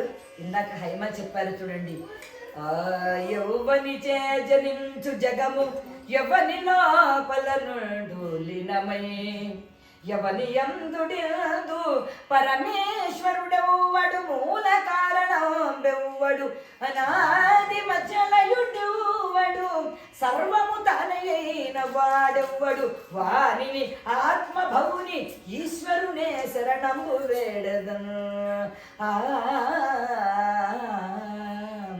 ఎవరిచే జనించు జగము అనగానే సరస్వతీదేవి మేనా పెరుగుతూ, ఏమండోయ్ మిమ్మల్ని పిలుస్తున్నాడు ఆ గజరాజు, బయలుదేరండి ఆయన అన్నట్టు. ఆగవే, తర్వాత ఏమంటాడో విందాను. ఎవరి యందుడిందు లీనమై అన్నట్ట. ఏమే వాడు ఎవరైతే లయకారకుడైతే ఉన్నాడో ఈశ్వరుడు పిలుస్తున్నాడు, నన్ను కాదన్నట్టు. ఆయన ఇల్లు ఊరుకుంటుపోయాట. అక్కడ పార్వతి ఏమండోయ్, ఆ రోజున అప్పుడెప్పుడో విషయం మింగారు, మళ్ళీ అలాంటి పరిస్థితి వచ్చింది గజరాజు రావండి. ఆగవే, ఇందాక బర్మని పిలిచాడు, తర్వాత మళ్ళీ నన్ను పిలిచాడు, ఇప్పుడు ఎవరిని పిలుస్తాడు?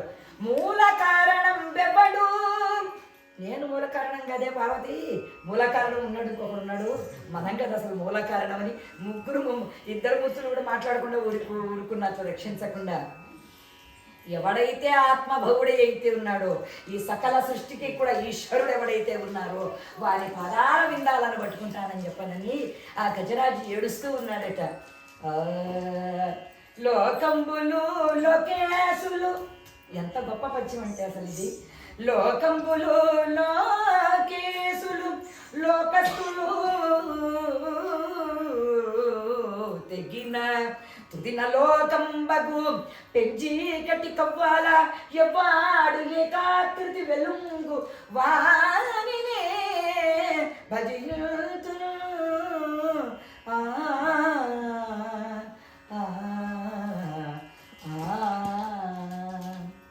లోకంబులు 14 లోకాలు, లోకేశులు ఆ లోకాలను పరిపాలించేవాడు, లోకస్తులు ఆ లోకాల్లో ఉండేటువంటి వాళ్ళందరూ తెగిన, వాళ్ళందరూ నాశనం అయిపోయి ప్రళయం అయిపోయిన తర్వాత ఏముంటుంది సృష్టి అంతా? పెద్ద గాఢమైన చీకటి, పెంచీకటి కవ్వల. ఆ భయంకరమైనటువంటి ఆ సృష్టి అంతా ప్రళయంలో మునిగిపోయి చీకటి తప్ప, ఏ సృష్టి నీళ్లు తప్ప ఇంకేది లేనటువంటి పరిస్థితుల్లో ఆ పెంచీకటి కవ్వల ఎవ్వడు ఏకాకృతి వెలుంగు, ఎవడు జ్యోతి స్వరూపమై వెళుతూ ఉంటాడో వాణ్ణి నేను భజిస్తున్నాను.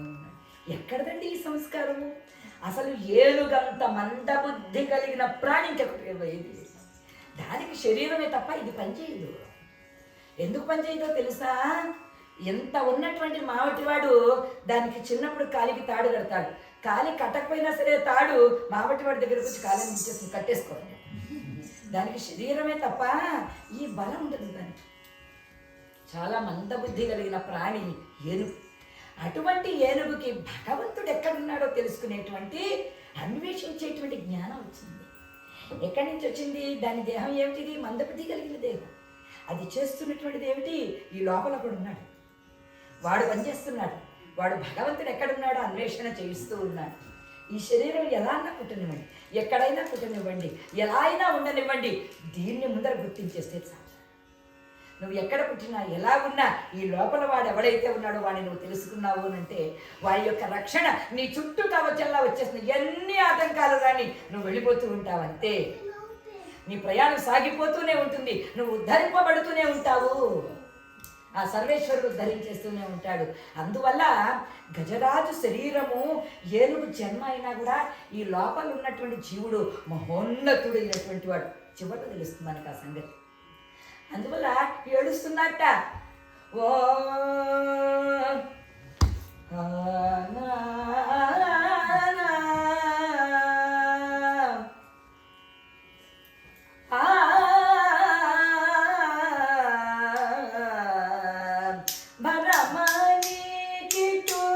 భక్తజన హృదయ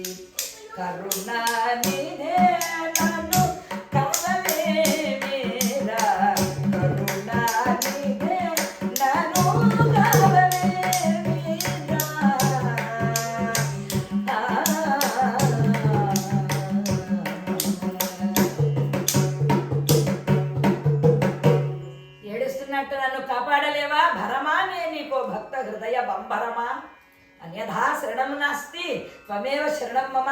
నీ గురించి తెలుసుకోలేకపోయా, నీ గురించి అన్వేషించలేకపోయినట్టు మందబుద్ధుడయ్యాను నేను. మోహంలో మునిగిపోయి నా అంతటి వాడు లేడనుకున్నా. నేనే గజరాజుని, నేనే అరణ్యానంతా పరిపాలించేవాడిని అనుకున్నా. నా గర్వమంతా నశించింది, నా శక్తి అంతా కూడా నిరసించిపోయింది. నేను ఇప్పుడు ఏమైపోయినాను అంటూ ఏడుస్తున్నట్టు పాపం. ఎంత గొప్ప పద్యం అంటే భాగవతంలో ఈ గజేంద్ర మోక్షంలో ఓ కమలాత ఓ వరద, అద్భుతమైనటువంటి పద్యం. ఓ కమలాత ఓ వరద, ఓ ప్రతిపక్ష విపక్ష దూర, కుయో కవియోగి వంద్య, ఓ మునీశ్వర మనోహర, రావే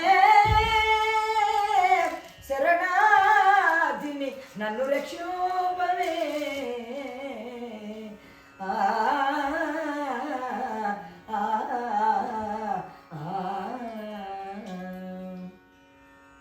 ఓ సర్వేశ్వర, ఓ కమలార్త, ఓ వరద, ఓ కవియోగి వంద్య, ఓ కవీశ్వర మనోహర, ఓ మహానుభావ, ఓ ప్రతిపక్ష విపక్ష దూర. నిన్ను నమ్ముకున్న వాళ్ళ యొక్క శత్రువులను దూరం చేసేవాడా. ఓ కవియోగి వంద్య, ఓ భక్తజన వరద, ఎప్పుడో పాపాలు చేసి ఉన్నా నా పాప సంచయాలన్నీ కూడా దూరం చేసి నన్ను కాపాడవా. ఎక్కడ చేసినటువంటి కర్మాన్ని అక్కడ అనుభవించవలసి ఉంటుంది కదా అంటూ ఏమనంటాట, అవశ్యం అనుభోక్తవ్యం కృతం కర్మ శుభాశుభం. శుభమైనా సరే, అశుభమైన, పాపమైనా, పుణ్యమైనా కూడా తప్పనిసరిగా అనుభవించి తీరాల్సిందే సర్వేశ్వర అంటూ ఒక్కసారిగా ఏడవడం ప్రారంభించాట. ప్రారంభించి ఏమన్నాడట, శరణం బితడే సకలమునాకును, శరణం బితడే సకలమునాకును, వెరపునా మనస వెదకము ఇతని, శరణం బితడే సకలమునాకును నారాయణ,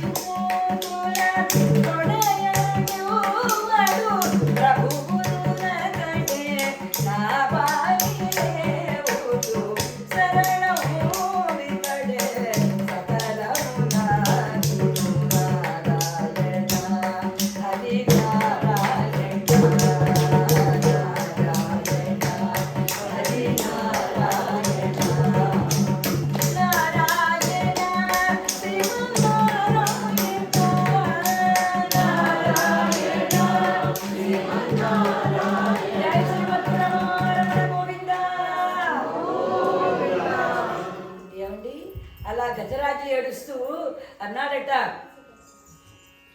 లావొక్కింతయు లేదు ధైర్యము విలోలంబయ్యే ప్రాణంబులుంటావులు తప్పే మూర్ఛ వచ్చే తనువుంట శ్రమం బయ్యడి నీవే తప్ప ఇతప్పరం బెరుగా మన్నింపందగును దీనుని రావే ఈశ్వర కావమే వరద సంరక్షించు భద్రాత్మక.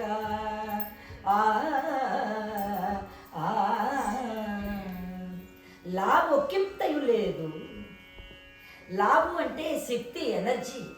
ఒంట్లో శక్తినంతా కూడా మొసలి దాగేసింది చూడు. నన్ను పట్టుకున్నప్పుడు అది 100 కేజీలు ఉంది, ఈ రోజున 1000 కేజీలు అయిపోయింది. 1000 సంవత్సరాలు కండలు మన ఒంట్లో ఉన్నటువంటి శక్తిని అంతటినీ తాగేసింది. శరీరం అలసిపోయింది, చూపు కనిపించడం లేదు. శరీరం ఏమో అలసటకు గురి అయిపోయింది. సరిగ్గా చూపులు కనిపించడం లేదు, చెవులకేమీ వినిపించడం లేదు. రక్త మాంసాలు నశించాయి, జవసత్వాలు విడిగినాయి. నీవే తప్ప ఇతప్పరం బెరుగ మన్నిం పొందవు. అన్యథా శరణం నాస్తి త్వమేవ శరణం మమ. ఏ కష్టం వచ్చినా, ఏదొచ్చినా, ఏ ఆపదొచ్చినా రక్షించగలిగేటువంటిది గజేంద్ర మోక్షరాజ పద్యాలు. అందువల్ల అద్భుతమైనటువంటి ఆ పద్యాలను ఒక్కసారి ఎప్పుడైనా సరే, దేనికైనా సరే గజేంద్ర మోక్షాన్ని మించినటువంటి పారాయణం ఇంకొకటి లేదంటే అందులో సందేహం లేదు. బొమ్మరపోతున్నా. అందువల్ల నీవే తప్ప ఇతపరం బెరుగా మన్యో పొందగుందిను నిన్రావే ఈశ్వర కవవే వరద సంరక్షించు భద్రాత్మక అని ఏడుస్తూ ఎంత పిలిచినా రాడేమిటి. 500 సంవత్సరాలుగా నేను పిలుస్తూనే ఉన్నాను, ఏడుస్తూనే ఉన్నాను, రమ్మన్మనంటూనే ఉన్నాను. ఇలా రాడేమిటి? అసలు దేవుడు అనేటువంటి వాడు ఉన్నాడు? అసలు ఉంటే రావాలి కదా.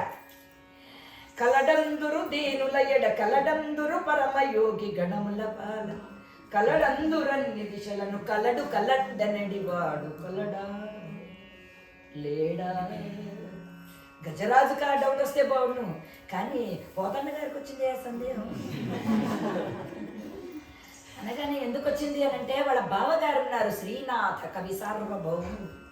ఎలాగైనా ఈ భాగవతాన్ని సర్వజ్ఞ సింగ భూపాలుడికి అంకితం ఇప్పించేయాలని ఆయన అనుకుని భావన అడిగాడు అనమాట. ఒకసారి పొలం పనులు చేసుకుంటున్నారు.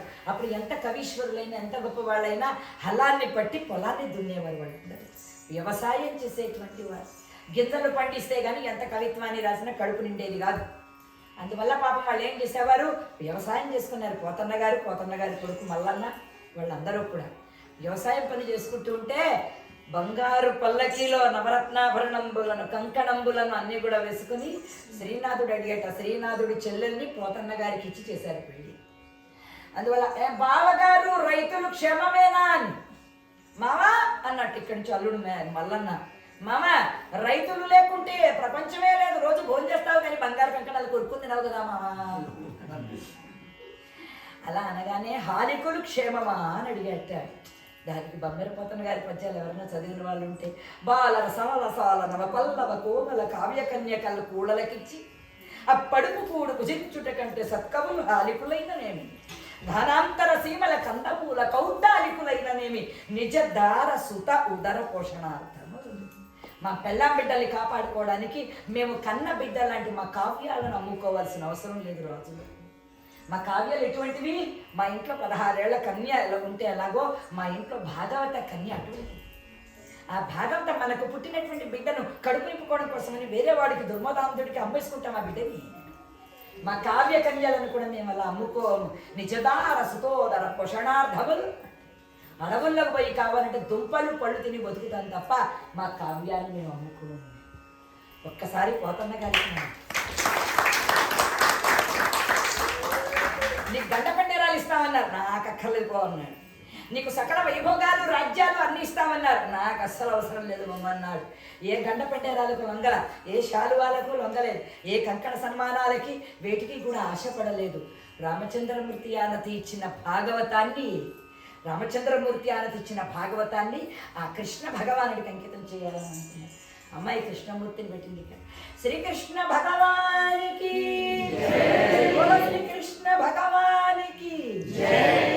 అలా ఎప్పుడైతే అయ్యిందో 100 మంది శిష్యులు తీసుకొచ్చేసాట పోతన్న గారిని అవమానం చేయాలని శ్రీనాథుడు. బాబా అందరూ భోజనానికి వచ్చేసాము, ఈ రోజున కళకళలాడిపోతున్నాను చూడు అన్నట్టు. నాకు అందరం వచ్చడానికి వచ్చేది, మా ఇంట్లో తినడానికే లేదు. ఎవడైనా లేని వాడిని చూస్తే తక్కువగా చూడొద్దు సుమా, అంతకు మించిన పరాభవాన్ని పొందవలసి ఉంటుంది సుమా అని బొమ్మర పోతన గారి జీవితం నిరూపిస్తుంది. వచ్చేసాడు, చెల్లాయి వంట చెయ్యి అన్నాడు. అన్నయ్య అంది. ఏమంటాయ్ మా అన్నయ్య ఏదో అంటున్నాడు. నన్నేం చేయమంటావో, రామచంద్రమూర్తి రక్షించాలి ఈ సంసారాన్ని, సామాన్యుడు ఎవరు రక్షించలేదు. నేను పోతున్న రామాలయానికి అన్నాడు. ఆయన వెళ్ళిపోయాడు. రాముడికి దండం పెట్టి, అయ్యో వాళ్ళందరూ స్నానాలు చేసేస్తున్నారు, బ్రహ్మచారం సంధ్యావందనం చేస్తున్నారు, వాళ్ళందరికీ వండాలి పెట్టాలి. ఈయన ఏం చెప్పారు, ఏం చేయమన్నారు? రామచంద్రుడు అక్కడే రక్షించాలన్నారు కదా. రాముడి దగ్గరికి వెళ్ళింది, దీపం వెలిగించింది. రామచంద్ర ప్రభో, ఆయన ఏదో నీ మీదే భారం పెట్టారు, నువ్వు ఎలా అన్నం పెడతావో అనగానే ఆయన పాడుకుంటూ వెళ్ళిపోతున్నట్ట. కలడు కలండనడి వాడు కలడో లేడో అంటూ పెడుతున్నట్టు ఆయన. రాముడికి ఇప్పుడు అవమానం అయిపోయిందిట. అసలు దేవుడు లేడు అనుకునేవాడి దగ్గర లేకపోయినా పర్వాలా, దేవుడు ఉన్నాడని నమ్ముకునేవాడి దగ్గర మనం నిరూపించుకోకపోతే ఎలాగా? ఇప్పుడు నేను ప్రూవ్ చేసుకోవాలి, నేను ఉన్నాను అందుకు ఏం చేశాట రామచంద్రమూర్తి, అమ్మగారు కమలమ్మ తలుపులు తట్టున తలుపు తీయండి అని శబ్దం వినిపించింది. ఎవరు బాబు వస్తున్నా అంటే వచ్చి తలుపులు తీసింది. మహాండమైన ఎద్దుల బండి నిండా కావలసినటువంటివి 4 మూటల బియ్యం, 2 మూటల కందిపప్పు, మంచి 2 టిన్నుల నిండా నూనెలు, కాయగూరలు అన్నీ వచ్చేసాయట. ఎవరినైనా నువ్వు ఎందుకు వచ్చారంటే, పంపించారమ్మా పోతన్న గారి ఇంట్లో ఎవరు వచ్చారట కదా అతిథులు, అందువల్ల అన్ని వారు పంపించారమ్మా అని. అయ్యో బాబోయ్, ఇవన్నీ తీసుకొచ్చేస్తున్నారు, లోపల పెట్టేస్తున్నారు, వంట ఎవరు చేసి పెడతారు బాబోయ్, మా ఇంటి ఆవిడ ఉందమ్మా, దానికి అసలు బ్రహ్మాండంగా 14 ఏళ్ళ ఎక్స్పీరియన్స్. ఏ వెరైటీలు కావాలంటే ఆ వెరైటీలు, బొబ్బట్లు, పొంగళ్ళు, గింగలు, అబ్బా దప్పడాలు, మంచి వంకాయ కారమిటి కూరలు అద్భుతంగా చేసేస్తుందండి. సామాన్యురాలు కాదు. ఏమే సీత ఇలా రా అన్నట్టు, వస్తున్నా అని మరి కడుపులో వచ్చేసి వచ్చేటప్పటికి వాళ్ళు తరిగిస్తున్నారట, వారు చేస్తున్నారట, ఈవిడ వండి పోసేస్తుందట. అతిథులు అందరూ వచ్చేసారు, కడుపు నిండా తినేశారు, ముక్కును వేలేసుకున్నాడు శ్రీనాథుడు. ఈ లోపల 3 గంటల తర్వాత వచ్చారు బొమ్మరి పోతన్న గారు. ఏమిటి ఎవరు వచ్చారు, ఏం జరిగింది, ఏమిటి సందర్భం అంటే అన్నట్ట. ఇది బాగానే ఉంది, మీరే పంపించారు కదా, ఎవరు వచ్చారట, అదిగో చూడండి, ఎవడో శ్రీరాముట, లక్ష్మణ కుమారుడుట, అగో వాళ్ళతో వంటలు చేసి వడ్డించేస్తున్నారు. అగో ఒక ఆడావిడ కూడా వచ్చింది, ఆవిడ పేరు మైథిలి, ఆవిడ పేరు, ఆవిడ వచ్చి వంట చేస్తుంది చూడండి అని. చూడగానే ఆ పక్కనే ఉన్న రామలక్ష్మణ నాతో మీరు కూడా కాళ్ళు చేతుకురండి, కాస్త భోజనం చేతురుగానని పోతన్న గారిని తీసుకొచ్చారు. ఆయనకు చేతిలో వడ్డిస్తోంది ఆవిడ మహాతల్లి. ఈ చేతి కంకణాలు కనిపించాయి, సీతమ్మవారి కంకణాలు. ఈ చేతిలో ఉన్నటువంటి ఈ కంకణాలు కనిపించగానే అప్పుడు అర్థమైపోయింది. ఈ కంకణాలు ఎప్పుడు చూశాట, పాదాలను చూశాట, పాదాల నూపురాలు, చేతులు కొన్న కంకణాలు. గోదావరి నది ఒడ్డున సూర్యగ్రహణ వేళ రాముడు, సీతాదేవి, లక్ష్మణుడు వచ్చి ఆశీర్వదించడానికి వచ్చినప్పుడు సీతమ్మ పాదాలకు నమస్కారం చేయగానే పోతన్న గారు ఈ కంకణాలు లాంటి గాజులతో ఆమె పాదాలు కనిపించే పాదాల నూపురాలు అప్పుడు చూసేట పోతన్న గారు. అది చూడగానే నా సీతమ్మ వచ్చింది, నా రామచంద్రమూర్తి వచ్చారంటూ ఆ పాదాలు పట్టుకునే లోపల ఏమైపోయిందిట, వాడు కాస్త అదృశ్యం అయిపోయినారట.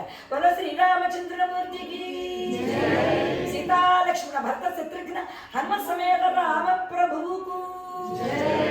ఎప్పుడైతే వాళ్ళు అలా అదృశ్యం అయిపోయారో అప్పుడు అర్థమైపోయిందట. ఆహా, కలడు కలండనడి వాడు కలడో లేడు అన్నాను నేను, దాన్ని ఇప్పుడు చెంపలేసుకుంటున్నా. ఆహా అని ఇందుగలడందు లేడను సందేహంబు వలదు, చక్రి సర్వోపగతుండు ఎందెందు వెదకి చూచిన అందందే గలడు అని గజేంద్ర మోక్షంలో చెప్పిన ప్రశ్నకు ఉన్నాడా లేడా అనే దానికి ప్రహ్లాద చరిత్రలో సమాధానం చెప్పారు. అలా జరిగిన తరువాత ఆ గజేంద్ర మోక్షంలో ఇంకా కథ జరిగిపోతుందన్నమాట. ఏడుస్తున్నాడండి గజరాజు. ఏమని ఏడుస్తున్నాడు పాపం, చేతన అచేతన జగన్నికేతన చిదానంద ఘన పాహి మాం పాహి సనాతన. అలా గజరాజు గారు ఏడుస్తూ ఉన్నారంట పాపం. లా ఒక్కింతయు లేదు. లావు అంటే శక్తి, లా అంటే న్యాయం. నాకేమో లావు లేదు, నీకేమో లా లేదు. నన్ను రక్షించాలి కదా, నన్ను రక్షించకపోతే నీకు న్యాయం లేనట్లే. నాకేమో శక్తి లేదు, నీకేమో న్యాయం లేదు, నన్ను ఇంకెవరున్నారు రక్షించేవాళ్ళు. అన్యథా శరణం నాస్తి ప్రభో, నీ పాదార విందాలని నమ్ముకున్నానని ఆయన ఎప్పుడైతే ఏడుస్తూ ఉన్నాడో గజరాజు, ఆ పిలుపు చివరికి వచ్చేసింది. ఆ శరీరంలో ఉన్నటువంటి సర్వశక్తులన్నీ కూడా నశించిపోతూ ఉన్నాయి. కొస ఊపిరిలోకి వచ్చేసేసింది. సృష్టి ముందర ఉన్నటువంటివన్నీ కూడా కనిపించడం లేదు. సతికిలబడిపోయినాడు గజరాజు. ఆ మొసలి వదలడం లేదు పట్టు, అది చాలా బలమైపోయింది. అలా ఎప్పుడైపోయిందో అప్పుడు ఒక్కసారిగా తొండాన్ని పైకి దాచి ఏడుస్తూ ఉన్నాడు గజరాజ్. అలా ఎప్పుడైతే ఏడుస్తూ ఉన్నాడో ఆ పిలుపు వెళ్ళిపోతోందిటండి. ఎక్కడికి వెళ్ళిపోతోందిటండి ఆ పిలుపు? అలా వైకుంఠపురంబులా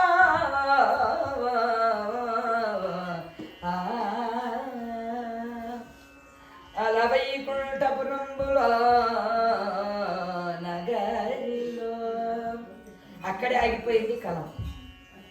నాన్నగారు అన్నట్టు కొడుకు మల్లన్న, నాయన కాసేపు మంచినీళ్ళు తెచ్చిపెట్టారా అన్నట్టు కాసేపు విశ్రాంతి తీసుకున్నాడు. రామనామ జపం చేసుకున్నాడు. ఏం చేసుకున్న కలం మాత్రం ముందరికి సాగడం. ఆ రామాలయంలోకి ఒంటిమిట్ట రామాలయంలోనికి వెళ్ళొస్తానని చెప్పి లేచి ఒక్కసారిగా రామాలయంలోనికి వెళ్ళాడు ఆయన. నువ్వు చెప్పావు ఒక మాట, పల్లికెడిది భాగవతమట, పల్లికించెడివాడు రామభద్రుడట, నే పలికిన భవహరమగునట, పలికెద వేరొండుగా అధ పలుకగ నేలా అని పలుకుతూ ఉన్నా. నువ్వేం చెప్పావు? నేను పలకలేకపోతే నువ్వే పలికిస్తాను, నువ్వు పలికించు రామా. నీ ఆజ్ఞ పైన చేస్తున్న కావ్యం ఆగిపోయింది ఇప్పుడు అని ఆయన రామచంద్రమూర్తికి ధ్యానం చేస్తూ ఆయన జపంలో కూర్చున్నారు. రామతారక మంత్ర జపాన్ని చేస్తూ. ఇక్కడ పోతన్న గారు తిన్నగా ఇంటిలోనికి వచ్చేసి పూజ గదిలోనికి వెళ్ళిపోతున్నారు. నాన్నగారు ఒకసారి ఆగండి, కాళ్ళు కడుక్కోకుండా పెడుతున్నారు ఏమిటి పూజ గదిలోనికి? కాళ్ళు కడుగుతారండి. ఒరేనాయన నువ్వే కడగరా, నాకు ఓపిక లేదు అన్నారు. తీసుకొచ్చాడు, కాళ్ళు గడిగాడు. అప్పట్లో సంప్రదాయం, కాళ్ళు గడిగిన తర్వాత ఆ నీళ్లు నెత్తి మీద చల్లుకుని భుజం మీద ఉన్న ఉత్తరీయంతో పాదాలను ఒత్తి ఇప్పుడు వెళ్ళండి అన్నారు. ఆహా, మీ తల్లిదండ్రులు ఎంత గొప్ప సంస్కారం నేర్పించారా నాయన నీకు, చిరంజీవ సుఖీ భవ అని బిడ్డను దీవించారు. నాన్నగారు ఎప్పుడు దీవించని వారు ఇలా దీవిస్తున్నారేమిటి అని అనుకుని పొంగిపోయాట కొడుకు మల్లన్న. పూజాగృహంలోనికి వెళ్ళారు ఆయన. ఘంటాన్ని తీసుకుని వ్రాయడం మొదలుపెట్టారు. అలా వైకుంఠపురంబులో నగరిలా ఆ మూల సౌదూముదాపర మందారవన అంతరామృత సర ప్రాంతేందు కాంతోపలోత్పల పర్యంకరమా వినోదియగు ఆ అన్న ప్రసన్నుండు విశ్వనాగేంద్రము పాహి పాహీయన కుయ్యాలించి సంరోభియై. జై శ్రీమద్ రమారమణ గోవింద. అంత గొప్ప పద్యం ఇది, రామచంద్రమూర్తి చెప్పినటువంటి పద్యం ఇది. అలా వైకుంఠపురంబులో ఆయన నగరం ఎలా ఉంటుందో విష్ణుమూర్తికే తెలుస్తుంది. మరి పాపం పోతన్న గారికి తెలియలా. వైకుంఠం దాకా వెళ్ళారు కానీ వైకుంఠం లోపలికి వెళ్ళలేకపోయారు ఆయన పోతన్న గారు. అందువల్ల రామచంద్రమూర్తే స్వయంగా రాస్తున్నాడు. అలా వైకుంఠపురంబులో అంటే 14 లోకాలంతా ఎంతైతే ఉన్నాయో ఒక్క వైకుంఠం అంతకన్నా ఎక్కువ ఉందట. 14 లోకాలు, ఈ కింద ఉన్న 7 లోకాలు, పైన 7 లోకాలు కలిపితే 14 లోకాలు ఎంత ఉన్నాయో ఒక్క వైకుంఠం అంటుంది. అటువంటి ఆ వైకుంఠంలో అలా వైకుంఠపురంబులో నగరిలో వాళ్ళది ఉందట, వాళ్ళ క్యాపిటల్ సిటీ ఉందట. అక్కడ ఉన్నటువంటి వాళ్ళ అంతఃపురం ఒకటి ఉందట, ఒక పెద్ద నగరి వాళ్ళ అంతఃపురం లక్ష్మీనారాయణులది. ఆ నగరిలో ఏముందట, బ్రహ్మాండమైనటువంటి ఉద్యానవనం ఉందట. దానికి ఒక ముద్దు పేరు పెట్టుకున్నారట, మందారవనము. మందారవన అంటారు. అందులో ఆ మందారవనంలో అద్భుతమైన సరస్సు ఉందిట, దాని పేరు అమృత సరస్సు. మందారవనంతరామృత సర ప్రాంతేందు కాంతోపలోత్పల పర్యంకము. ఆ సరస్సు ఒడ్డున మంచి మొల్లలతో సనజాజులతో చేసినటువంటి పంపు పైన హాయిగా అలా పడుకుని ఉన్నట్ట శ్రీమన్నారాయణుల వారు. కమల సతీ ముఖ కమలహిత కమల ప్రియ కమలే క్షణ కమల సతీ ముఖ కమలహిత కమల ప్రియ కమలే క్షణ కమల సనహిత కరుణ కమల శ్రీ కమలావని పద కమల మేసరడు కమల సనహిత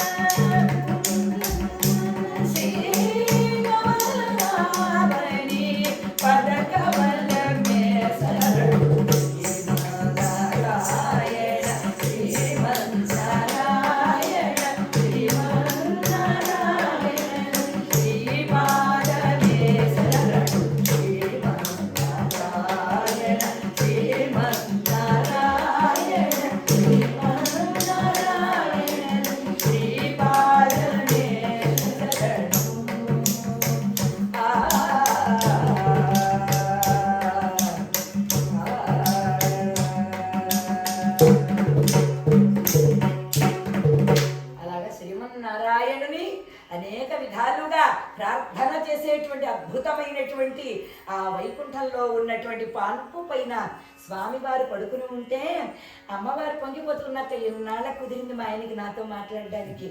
అందరికీ అపాయింట్మెంట్ ఇస్తాడు కానీ పెళ్ళానికి మాత్రం అపాయింట్మెంట్ ఇవ్వడానికి. 10 అవతారాలు ఎత్తేస్తాడు, వాళ్ళని రక్షించడానికి వీళ్ళని రక్షించడానికి ఉరుగులు పరుగులు. ఇంట్లో ఉన్నటువంటి పెళ్ళ ముఖాన్ని చూడడానికి మా ఆయనకు సమయం లేదు. ఇన్నాళ్ళకు నా భాగ్యం పండి కాస్త పాదసేవ చేసుకునేటువంటి అవకాశం కల్పించారు ఆయన. ఈ లోపల ఎవరి గోలలు, ఎవరి ఏడుపులు, ఎవరు గోరువరి ఏడుపులు లోపల ఉండేవాడురా అని చెప్పని అనుకుని అమ్మవారు ఆయనతో ఏదో మాట్లాడుతూ ఉంటే అమ్మవారు బయట చెరుగులు తీసి ఆయన చేతులు అలా పట్టుకున్నారట. ఏమిటో ఎక్కడ నేయించవు ఈ ధరించింది, ఇక భూలోకంలోకి వెళ్ళి ఏ కళామందిర్లో కొన్నావు, వరమహాలక్ష్మిలో కొన్నావా, ఇంకో చోట ఎక్కడైనా కొన్నావా, చందనా బ్రదర్స్లో కొన్నావా అని పాప బయట దిక్కు చూస్తూ ఉన్నాడు ఆయన. ఆవిడంతా నాతో మాట్లాడే భాగ్యం కలిగింది. ఇప్పుడు చీరల గురించి సారల గురించి మాట్లాడాలా మీరు, ఇంకా మాట్లాడడానికి ఏమీ లేదా నాతో మాట్లాడడానికి అంటున్నటువంటి సమయాల్లో ఈ లోపల పుట్టే ములిగే. ఏం జరిగిందండి? రావే ఈశ్వర కవవే వరద సంరక్షించు భద్రాత్మక, సకల లోకాలకు రక్షకుడు అయినటువంటి ఓ పరమేశ్వర నన్ను రక్షించవా, పాహి పాహి అను కుయ్యాలి సౌరంభి. చెవుల్లో వినబడుతుంది, కంపలు విరిగిపోయింది, ఎవరితో పిలుపు వినబడుతుంది. అదేమిటో వైకుంఠం అంతా కూడా మారిపోగిపోతుందో, వాడు ఎవడో ఏడుస్తూ ఉన్నాడు, ఏం జరిగిందో ఏమిటో అని అమ్మవారు చూసే లోపల ఏం జరిగిందండి వెను వెంటనే అక్కడ అప్పటికప్పుడు ఒక్కసారిగా ఆయన పువ్వుల పాన్పు మించి లేచాటండి. ఎంత గొప్ప మాట అంటే మందారవనంతరామృత సరప్రాంతేందు కంతోపలోత్పల పర్యంక రమా వినోదియగు ఆపన్న ప్రసన్నుడు. అది ఆయన రాసుకున్న పద్యం. అది ఆ రమా వినోది లక్ష్మీదేవితో సరస సల్లాపాలాడుతున్నటువంటి లక్ష్మీ విలాసుడు అనొచ్చు కదా, అనలే. రమా వినోదియగు ఆపన్న ప్రసన్నుడు. అసలు చూడండి, రమా వినోది అయి ఉండాలి ఆయన, ఆపన్న ప్రసన్నుడై ఉండాల. రెండింటి మధ్యలో ఉన్నాడు భగవంతుడు. ఇప్పుడు ఏమనుకున్నాడండి ఆయన? రమా వినోదియగు ఆపన్న ప్రసన్నుడు విఫల నాగేంద్రము పాగి పాగి అన కుయ్యాలి నుంచి సంరంభి. ఒక్కసారిగా పిలుపు వినిపించేసింది. వినిపించడం ఏమిటి, ఏం చేశాడండి ఆయన? ఈ రమా వినోది అనేటువంటి మాట వినోదం అయిపోయింది. అప్పుడే అయిపోయి ఆపన్న ప్రసన్నుడు అయిపోయాడు ఆయన. ఆ పద్యం పూర్తి అయిపోయింది. పోతన్న గారు వెళ్ళిపోయారు. కాసేపు అయిన తర్వాత అసలు పోతన్న గారు వచ్చి కాళ్ళు కడుక్కుంటున్నారు. మళ్ళీ అడిగాడు, ఇప్పుడే కదా 10 నిమిషాల ముందు కాళ్ళు కడిగా, మళ్ళీ లోపలికి వచ్చి కాళ్ళు కడుక్కుంటున్నారు ఏమిటను. ఒరే 3 గంటల తర్వాత వస్తున్నాను రా, నేను ఎక్కడ వచ్చానో ఇంతవరకు అని. అదేమిటి నాన్నగారు లోపలికి వచ్చారు, పద్యం రాశారు కదా ఇప్పుడే, నేను పద్యం రాయడం ఏమిటో లోపలికి పోదా అని. నేను కాళ్ళు కడిగాను నాన్నగారు, నన్ను దీవించారు కూడా మీరు అనగానే లోపలికి వెళ్ళి చేస్తే ఈ పద్యం పూర్తి అయ్యింది. అలా వైకుంఠపురంబులో ఆ మూల సౌధంబు దాపల మందార వనంతరామృత సర ప్రాంతేందు కంతోపలోత్పల పర్యంక రమా వినోదియగు ఆపన్న ప్రసన్నుడు విఫల నాగేంద్రం పాహి పాహి అన్నటువంటి కుయ్యాలించి సౌరంభి అయ్యి రామచంద్రమూర్తి పలికించడివాడు రామభద్రుడట అన్న మాటను నిలబెట్టుకోవడం కోసమే రాముడు ఎన్ని సంఘటనలు పోతన్న గారి యొక్క జీవితంలో భాగవతాన్ని వ్రాస్తూ ఉంటే, అందువల్ల ఎవరైతే సర్వేశ్వరుడి యొక్క పాదాలను ఆశ్రయిస్తారో వాడికి వచ్చేటువంటి కష్టాలన్నీ కూడా భగవంతుడు అనే ప్రచండమైన గాలితో అవన్నీ దూరి పింజాల్లాగా తేలిపోతూ ఉంటాయి. బమ్మెర పోతన్న గారికి ఆ వచ్చినటువంటి ఆ సందేహం తీరిపోయింది. పరమానంద భరితులైపోయారు. అక్కడి నుంచి రాయడం మొదలుపెట్టారు ఆయన. అక్కడ ఏడుస్తూ ఉన్నటువంటి గజేంద్రుడి పిలుపు ఆ శ్రీమన్నారాయణుడి చెవిలో పడింది. అడక చెప్పాడు శంఖ చక్ర యుగము చేదోయి సందేవుపాడు ఏ పరివారము జీరడు అబ్రగపతి పన్యోపడు ఆకర్ణికంతర ధమ్మిల్లము చక్కనుత్తడు వివాద ప్రోత్థిత శ్రీ కుచో పరిచయలంచలమైన వీడడు గజ ప్రాణవనోచాయి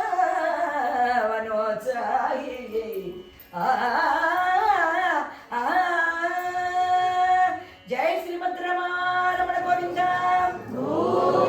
లక్ష్మీ రమణ గోవింద. శ్రీకేం చెప్పాడు, లక్ష్మీదేవికి చెప్పలే ముందర. ఒక్కసారిగా పైట చరగతో సహా లేచిపోయాడు ఆయన. శ్రీకేం చెప్పాడు, శంఖ చక్ర యుగమం చేదో ఈ సంధింపడు. శంఖ చక్రాలు తీసుకోవాలి కదా, ఎక్కడికన్నా పెడుతున్నాడుతోనంటే అవి తీసుకోలేదుట. శంఖ చక్ర యుగమం చేదో ఈ సంధింపడు ఏ పరివారము జీరడు. ఒరే మనం బయటకు వెళ్ళాలి, బయలుదేరండి సైన్యం అని అన్నాడు. కనీసం వెళ్ళి వాహనం తీసుకోవాలి కదా. అభ్రగపతిని బంధింపడు. కనీసం గరుడాయి మనం బయటికి వెళ్ళాలి రారా అని ఆయన్ని కూడా పిలవడు. ఆయన వివాద ప్రోత్థిత దమ్మిల్లము చక్కనొత్తాడు. అప్పుడే పక్క నుంచి లేచాడు కదా, ఈ జుట్టంతా జులుపాల జుట్టు అంటే చెరిగిపోయి ఉంది. దీన్నైనా ఇలా సవరించుకోవాలి కదా, బయటికి పెడుతూ ఉంటే మరీ మంచం నుంచి లేచినట్టు అలాగే బయటికి వెళ్ళిపోతాడట. దమ్మిల్లము చక్కనొత్తాడు, పోనీ అది సవరించుకోలేదు. వివాద ప్రోత్థిత శ్రీ కుచోపరిచయలాంచలమైన వీడడు. అమ్మవారితో ఉన్నటువంటి మాట్లాడుతూ ఉన్నప్పుడు ఆ పవిత్ర చెంగు చేతుల్లో ఉండిపోయింది.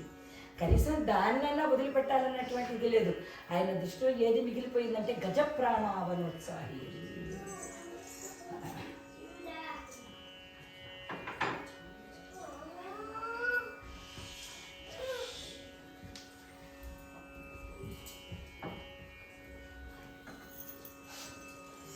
వాడిని రక్షించాలని వెళ్ళిపోతున్నాడు ఆయన.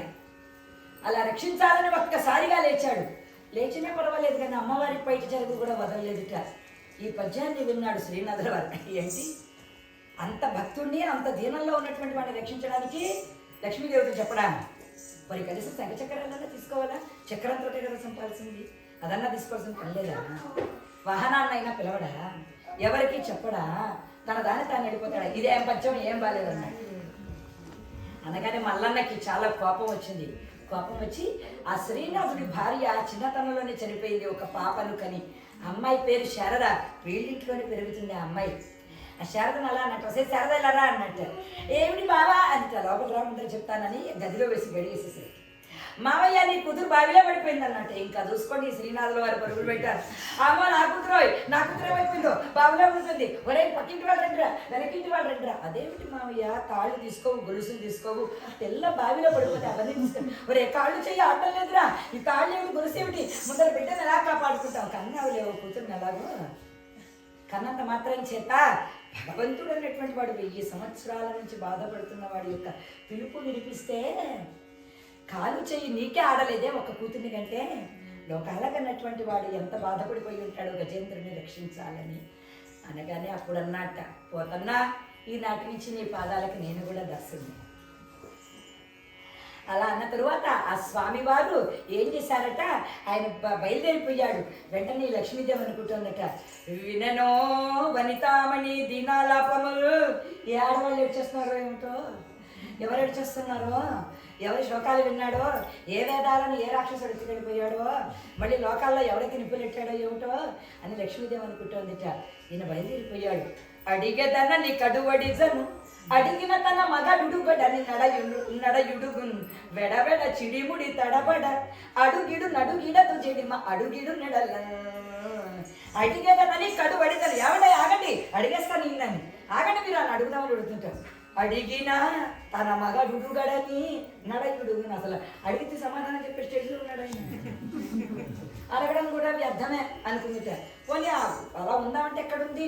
వెడబెడ చిడిముడి తడబడ, ఆ పైట చెంగు బట్టి లాగుతూ ఉంటే ఈ ముడి ఉంది కదా, ఇది సారిపోయి ఊడిపోతుందిట. వెడవెడ చిడిముడి తడబడ, ఈ తల నీలాలు ఇలా జారిపోతూ ఉంటే అడుగిడు అడుగిడు అడుగిడదు చెడిమ అడుగిడు నెడు తప్పదు. ఆయన ఎక్కడ అడుగు వేస్తే నేను అక్కడికి అడుగు వేయాలని లక్ష్మీదేవి ఆయన వెంట జరిగి వెళ్ళిపోతుందట. అంటే లక్ష్మీనారాయణులు వాళ్ళందరినీ కూడా రక్షించుగాక. ఏడుకొండల వాడ వెంకటరమణ గోవిందా. అలా ఎప్పుడైతే ఆ తల్లి ఆ స్వామి వారి వెంట వెళ్ళిపోతుంటే ఏం జరిగిందట, తన వెంట సిరి లచ్చి వెంట నవరా అవరోధ వ్రాతము వాని వెల్కను పక్షింద్రుడు వాని పొంతను ధను కౌమోదకి శంఖ చక్ర నికాయంబును నరదుండు ధ్వజనీ కాంతుండు వచ్చి రొయ్యన వైకుంఠపురమునన్ గలుగు అబాల గోపాలము. స్వామివారు ఎప్పుడైతే తన వెంట సిరి హరి ప్రయాణం అయిపోయాడో ఆయన వెనకాల లక్ష్మీదేవి కూడా బయట జరుగుతూ పాటు వెళ్ళిపోతుంటాడు. వెంటనే సిరి లచ్చి వెంట అవరోధవరాతము, పరివారం అందరూ బయలుదేరిపోయారట. ఈ లోపల ఏం చేస్తారట, వాని పొంతను పక్షేంద్రుడు, వెంటనే పక్షేంద్రుడైన గరుడు వచ్చి వీళ్ళిద్దరిని ఎక్కించేసుకున్నట్టు తన మీద. వాని పొంతను ధ్వజనీకాంతుడు విశ్వక్సేనుల వారు సేనాని ఆయన వచ్చేసారట. ఆ పక్కన ఎవరు వచ్చారట, ఏం జరుగుతోందా అని నారదుల వారు తంబురా పెట్టుకుంటారు. నారదుల వారు కూడా వచ్చేసారట. వచ్చిన తర్వాత ఒక్క నారాయణుడు బయలుదేరితే వైకుంఠం అంతా కూడా బయలుదేరి వచ్చినట్లుగా వచ్చేసేసారు అందరూ కూడా. జై శ్రీమద్ రమారమణ గోవిందా. ఎప్పుడైతే వచ్చేసేసారో ఆయనతో పాటు భూలోకానికి గజరాజ రక్షణము చేయడానికి శ్రీమన్నారాయణుడు తిన్నగా లక్ష్మీ సమేతుడై సకల పరివారగణ సమేతుడై వైకుంఠానికి తిన్నగా వచ్చేసాడు. గజరాజా నీకేమి భయం లేదు, ఆ భయం అన్నట్టు శ్రీమన్నారాయణుడు. లక్ష్మీ రమణ గోవిందా. అల్లంత దూరాన చూచాడట ఆ స్వామివారి యొక్క మంగళ రూపాన్ని. గజరాజు పరమానంద భరితుడైపోయినాడు. నారాయణాయ సగుణ బ్రహ్మణే సర్వ పారాయణాయ సోమనమూర్తయే నారాయణాయ సగుణ బ్రహ్మణే సర్వ పారాయణాయ సోమనమూర్తయే నమో నమో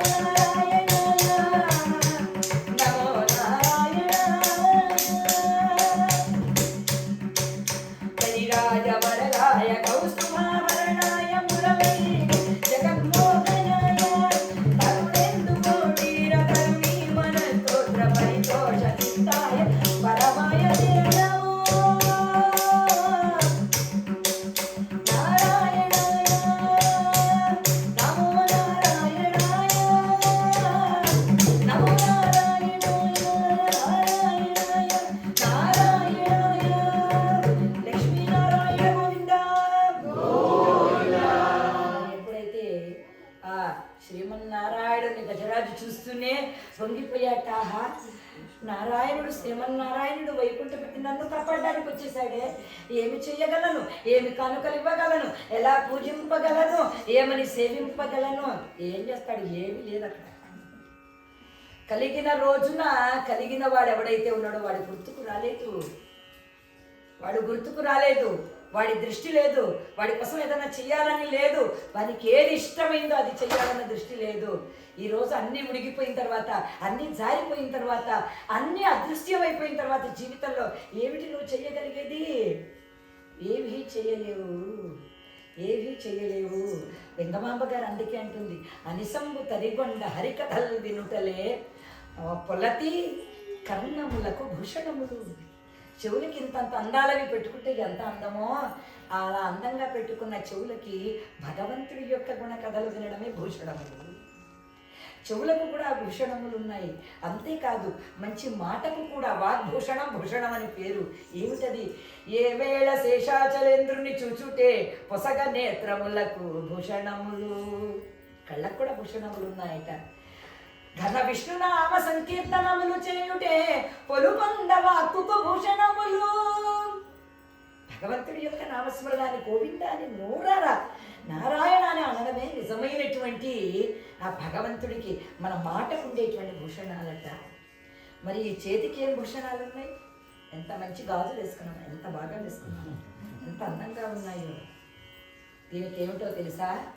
పూని కలిగిన వేళ దానములు చేయుటే పొలు పొంద హస్తములకు భూషణములు.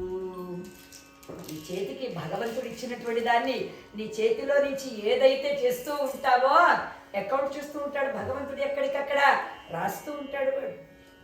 అరుణాచల గిరి ప్రదక్షిణాన్ని చేస్తే ఎలా రాస్తూ ఉంటాడో, నా చేతి నుంచి వెళ్ళినటువంటి దానాన్ని కూడా కౌంట్ చేస్తూ ఉంటాడు.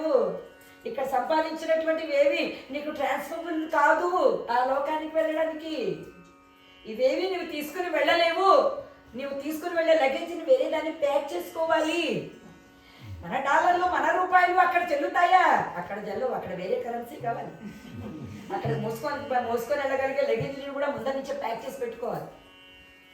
అందువల్ల ఆ గజరాజు అనుకున్నట్టు, ఇప్పుడేం చేస్తాను, నా చేతుల్లో కలిగిన రోజున నా చెయ్యి రాలేదు, నేను ఏం చేయడానికి భగవంతుడి కథ వినలేదు, భగవంతుడి గురించి ఆలోచించలేదు, భగవద్భక్తులకు నేనేమి చెయ్యలేకపోయా, ఇప్పుడు నేను ఏమి చెయ్యగలను సర్వేశ్వరుడికి? ఓ నారాయణ, సాక్షాత్తు వైకుంఠవాసుడు వచ్చాడని ఏం చేశాట? చూసాట చుట్టుపక్కల ఏమైనా ఉన్నాయేమో అని. ఆ సమయంలోనైనా బుద్ధి పనిచేసింది. చచ్చిపోయేలా ఉన్నాడు, వాడి నోట్లో నుంచి బతుకునన్నాడు, నారాయణ రాలేదు. కనీసం ఆ చిన్న నార ఒకటి తీసుకొచ్చి నారాయణ నారాయణ ఇలా చూపిస్తున్నారట. వాడికి చచ్చే కాలం వచ్చింది, వాడి నోట్లో నీళ్లు వస్తున్నాయి ఎక్కడ. వాడు ఏమన్నాడు?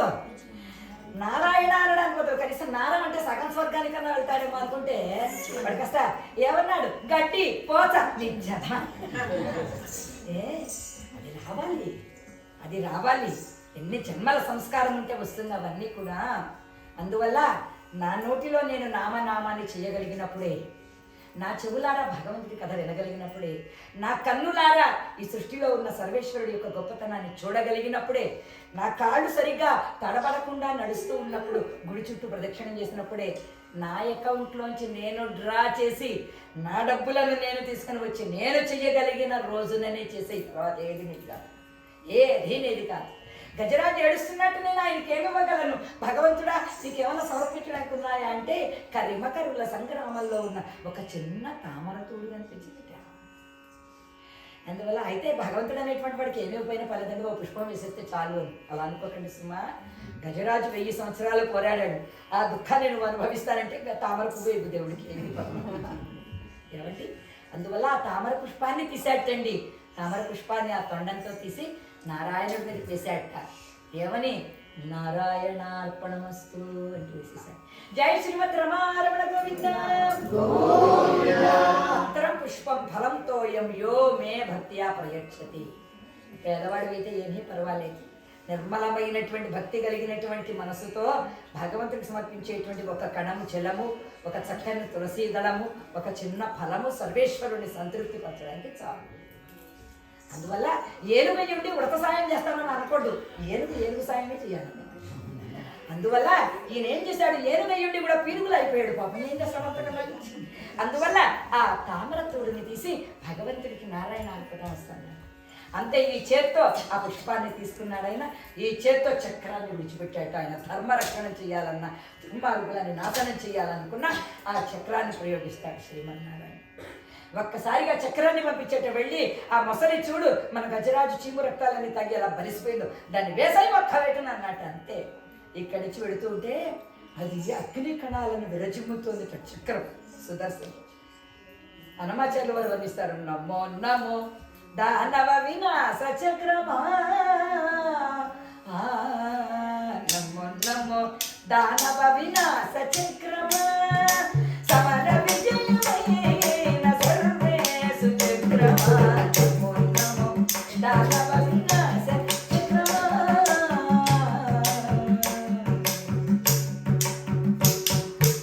ఆరయ ఆరు కోణాల అమరిన చక్రమా, ధారను వేయుడిగో అగు చక్రమా, ఆరక మీదికి వెళ్ళి అగ్ని శిఖల చక్రమా, దారవారని రాసుల కావుని చక్రమా, నమో నమో దానవ వినాశ చక్రమా. ఆ సుదర్శన చక్రం సకల దేవతలందరూ స్తుతి చేస్తూ ఉంటే వచ్చి తిన్నగా 1000 సంవత్సరాలుగా గజరాజు చీమునితులను తాగి బలిసి ఉన్నటువంటి ఆ మొసలి యొక్క మెడను ఒక్క వేటున వేసేసిందంతే కూడా, దాన్ని తల తీగ అవతల పడిపోయింది మండే నుంచి. జై శ్రీమద్ రమారమణ గోవింద. ఈ కాలి ఇదేం చేసుకుంటుందో గజరాజుకు స్మృతి లేదు. నారాయణుని యొక్క దివ్య దర్శనంలో ఆయన మైమర్చిపోయి ఉన్నాడు అక్కడ. ఆ ఏనుగు ఆ మొసలిని చంపడానికి నారాయణుడు సుదర్శన చక్రాన్ని ప్రయోగించడం ఏమిటి, మొసలి తలను ఒక్క వేటున నరికివేసింది. మొసలి మాయమైనది, అద్భుతమైనటువంటి గంధర్వుడు అక్కడ సాక్షాత్కరించాడు. వాడి పేరేంటండి, హుహు అనే పేరు కలిగిన గంధర్వుడు. అప్పుడు గజరాజు పాదాలకు నమస్కారం చేసేట. ఇన్నాళ్ళు కాలు పట్టుకుని అన్నీ తాగి బాగా నవిలేసేసి దాన్ని కొరికేసేసి 1000 సంవత్సరాలు బట్టి ఇప్పుడు కాళ్ళు పట్టుకుంటున్నావు ఏమిటిరా నువ్వు. మహానుభవ, నువ్వు చేసిన భగవద్ అన్వేషణ వల్ల ముందర మోక్షం వచ్చింది ఎవరికో తెలుసా? నామం చేసినటువంటి నీకు కాదురా, నీ కాళ్ళలో ఉన్నటువంటి రక్తాన్ని పడి నీ గోడునంతా 1000 సంవత్సరాలు వచ్చినందుకు నాకు వచ్చింది ముందర మోక్షం. అలా వచ్చిన తర్వాత నారాయణుడికి నమస్కారం చేసి గత జన్మలో పెద్దలైనటువంటి వారిని అవమానించిన పాప ఫలం చేత ఈ రోజున ఈ మొసలినై పుట్టా, కానీ ఈ గజరాజు పుణ్యం వల్ల మోక్షం వచ్చిందని వాడు వెళ్ళిపోయాడు. అక్కడ నుంచి శ్రీమన్నారాయణుడు సకల దేవతలందరూ చూస్తున్నట్ట. గజరాజు ఆకాశంలో చూసేట ఆయన ఎలా ఉన్నట్ట, చుక్కలన్నీ ఒక్కసారిగా చంద్రుడితో వాలిపోతే ఎలా ఉంటుందో, విష్ణుమూర్తి యొక్క గరుడ వాహనంతో ఉన్నటువంటి ఆ విష్ణుమూర్తి చుక్కల మధ్య ఉన్నటువంటి చంద్రుడిలో ఉన్నట్టు ఆయన నారాయణదాస్ గారు వర్ణిస్తారు. అలా ఉన్నటువంటి శ్రీమన్నారాయణుడు ఒక్కసారిగా వచ్చాట. వచ్చి ఏం చేశాట, ఇక్కడ లక్ష్మీదేవి పైట చెరకు అప్పుడు వదిలేట. అమ్మయ్య, ఇప్పటికి నా పైట చెరకు నాకు దక్కింది, ఎక్కడికో వెళ్ళిపోతున్నాడు, వెళ్ళని అనుకుంది ఆవిడ. వచ్చి ఏం చేశాట, తిన్నగా గజరాజు దగ్గరికి వచ్చాట. ఎన్ని కష్టాలు పడ్డావు గజరాజా అని ఇలా కౌగిలించుకున్నట్ట. సగం చేతులు సరిపోయాయిట, ఇంకొంచెం పెంచిన ఆ చేతులు అనుకుని గట్టిగా కౌగిలించుకున్నట్ట గజరాజుని. నీ పూర్వజన్మ సుకృతం అటువంటిది. పూర్వజన్మలో ఇంద్రభీముడు అనే పేరు కలిగిన రాజు ఎవరు, ఈ గజరాజు. అయితే ఆయన పొరపాటు వల్ల అగస్త్యుల వారు అక్కడికి వస్తే స్వర్గలోకంలో ఆయన గమనించలేదు. ఆ గమనించినటువంటి కారణంగా ఏమైంది అని చెప్పన్నానంటే, అక్కడికక్కడే అనమాట అగస్త్యుల వారికి కోపం వచ్చి, మందబుద్ధి కలిగిన ఏనుగు వైపడి ఉందువుగాక, మళ్ళీ నారాయణుని యొక్క అనుగ్రహంతో నీకు పునర్జన్మ లభించుగాక, ఆ నారాయణుని యొక్క అనుగ్రహం వల్ల నీకు మోక్షము లభించుగాక అని ఇంద్రద్యుమ్నుని అగస్త్యుల వారు శపించారట. అలా శపించడం ఏమిటి, వెంటనే ఏం జరిగింది, ఆయన శ్రీమన్నారాయణుడు కౌగలించుకొని ఇంకా నీ శాప విమోచనం అయిపోయింది గజరాజా అని అనడం ఏమిటి. ఇలా విష్ణుమూర్తి గట్టిగా కౌగలించుకున్నట్ట ఆయనని. కౌగలించుకోవడం ఏమిటి, మరి గజేంద్రుడు అక్కడ లేడు. ఎక్కడున్నాడు గజేంద్రుడు, శ్రీమన్నారాయణుల్లో లీనమైపోయాడండి. ఎక్కడున్నాడు గజేంద్రుడు, నారాయణ సాయుధ్య భాగ్యం లభించేసింది ఇంకొక జన్మలెక్కల. నారాయణుని యొక్క కృప కలిగిన తరువాత గజరాజమోక్షణంబును నిజముగా పఠించునట్టి నియతాత్ములకు గజరాజవరతుడిచ్చును గజ తురగస్యందనములు కైవల్యంబును. ఏ కథ విన్నా ఈ లోకంలో అయిన సుఖాలు వస్తాయి, పై లోకంలో అయిన సుఖాలు వస్తాయి, కానీ ఇహపర సుఖాలను ఇచ్చేటువంటిది ఒక్క గజరాజ మోక్షణం మాత్రమే. అందువల్ల అటువంటి గజరాజ మోక్షణమును గజరాజుకు గజరాజ మోక్షం అంటే మనం సాధించుకుంటే మోక్షము, మనకి ఎవరైనా ఇస్తే మోక్షణము. గజరాజునకు మోక్షణం ఇచ్చినది ఎవరు, శ్రీమన్నారాయణుడు. అందువల్ల గజేంద్ర మోక్షము కాదు, గజేంద్ర మోక్షణము అన్నమాట. అందువల్ల గజేంద్రుడికి మోక్షాన్ని ఇచ్చారు లక్ష్మీనారాయణులు ఇద్దరు, వారిలో లీనమైపోయినారు గజరాజు గారు. ఆ గజరాజ మోక్షణమును నిజముగా పఠించునట్టు నియతాత్మలకు గజరాజ వరదుడిచ్చును గజ తురగా స్యందనములు అంటే సకల భోగభాగ్యాలు ఈ లోకంలో కైవల్యంబును మోక్షాన్ని కూడా ప్రసాదిస్తారట.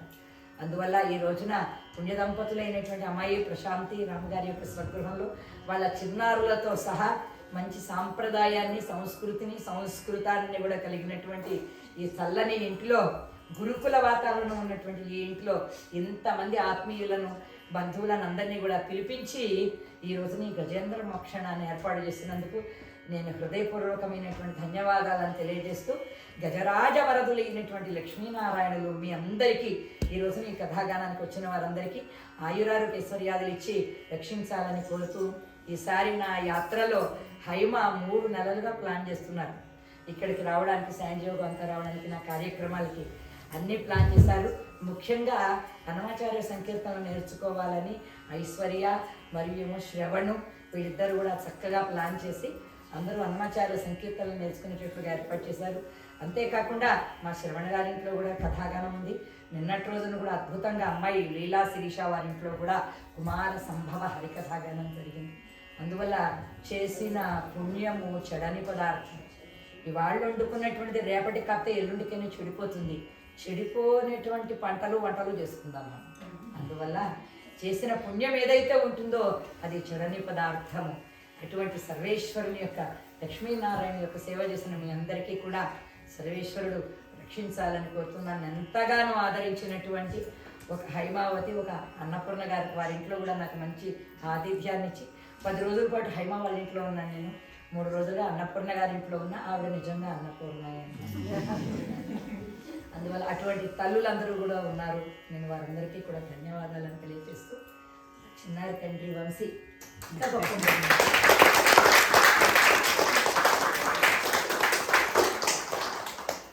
ఆయనకి ఏమక్కల వింటూ ఉంటే వాయించేస్తాడు. ఆయన ప్రత్యేకంగా ట్రైనింగ్ ఇవ్వాల్సినటువంటి అవసరం. అందువల్ల కర్ణాటక సంగీతాన్ని బతికించండి. మీ పిల్లలందరికీ కూడా చక్కగా వైలిన్లు, మృదంగాలు, వీణలు, వోకలు నేర్పించండి. డ్యాన్స్ సంగీతమే కాదు, కాస్త వాయిద్యాలు కూడా నేర్పించండి. మాలాంటి వాళ్ళకి ఉపయోగపడతారు అన్నమాట. అందువల్ల తిరుమల తిరుపతి దేవస్థానములలో ఉన్న కలియుగ ప్రత్యక్ష దైవం వెంకటేశ్వర స్వామి వారు 2 అమ్మలతో సహా ఇక్కడ ఉన్నటువంటి అమ్మలందరినీ అయ్యలందరినీ కూడా సర్వదా రక్షించాలని కోరుతూ ఏడుకొండల వాడ వెంకటరమణ గోవింద పరీక్షిత్ మహారాజు గారికి గజేంద్ర మోక్షణాన్ని వినిపించి మోక్ష కారణమైన శుకయోగేంద్రులు ఉన్నారు. అందువల్ల భాగవత ఫలం మనకు దక్కాలి అంటే వాళ్ళిద్దరినీ తెలుసుకోవాలి. ఋషులున్నాను వ్యాసుని, పరీక్షిత్ మహారాజు గారిని, శుకయోగేంద్రుల వారిని. చాలా ధన్యవాదాలండి. మంగళం పాడుతున్నాను. కృష్ణుడికి వచ్చి మీరు హారతించుకోండి.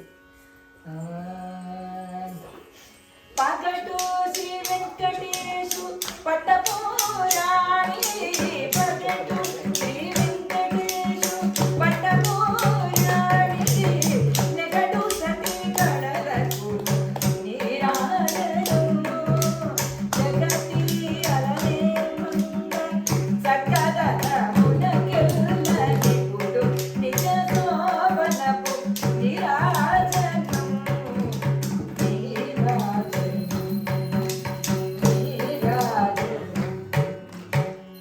శ్రీయకాంతాయ కళ్యాణ నిధయే నిధయర్దినాం శ్రీ వెంకట నివాసాయ శ్రీనివాసాయ మంగళాశాసనపదై మదాచార్య పురోగమై సర్వైశ్చ పూర్వైరాచార్యై సత్కృతాయాస్తు మంగళం. హరికథాగారాన్ని పోషించండి, హరికథాగానాన్ని ఆదరించండి, హరికథాగానాలను చక్కగా వినండి, అన్నమాచార్య సంకీర్తనలను నేర్చుకోండి. అన్నమాచార్య సాహిత్యాన్ని బ్రతికించాలని ఇక్కడ శాండియోగో మహాపట్టణంలో, అమెరికాలో ఎన్నో చోట్ల ఈ ప్రయత్నాలు జరగడంలా ఒక్క శాండియోగో మహాపట్టణంలో మాత్రం జరుగుతున్నాయి. శ్రీమతి గొల్లమూడి హైమవతి గారు చక్కనైనటువంటి అన్నమాచార్య కీర్తనలన్నింటినీ కూడా తెలుగులో ఉన్నటువంటి ఇంగ్లీష్లో ట్రాన్స్లేట్ చేస్తుంటే ఆ అన్నమాచార్య సంకీర్తనలు ప్రతి ఒక్కరికి నేర్పించాలి. ప్రతి ఏడాది అన్నమాచార్య ఆరాధన జరగాలి అని అబ్బాయి శ్రవణు, ఐశ్వర్య వాళ్ళిద్దరూ కూడా ఆ అన్నమాచార్య వారి యొక్క సేవ చేయాలని దీక్షా కంకణం పెట్టుకొని అందరినీ అన్నమాచార్య కీర్తనలు నేర్చుకోవడానికి ప్రోత్సహిస్తున్నారు. మీ పిల్లల జీవితంలో ఆనందాన్ని ఇచ్చేయండి. అది ఇవ్వగలిగేది అన్నమాచార్య సంకీర్తనలు.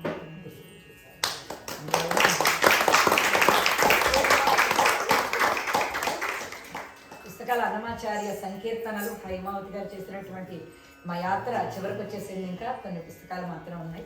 ఎవరైనా ఉన్నటువంటి వాళ్ళు ఈ పుస్తకాలు మా కథాగానం కనుక మీరందరూ కొనుక్కోవచ్చని తెలియజేసి ధన్యవాదాలు.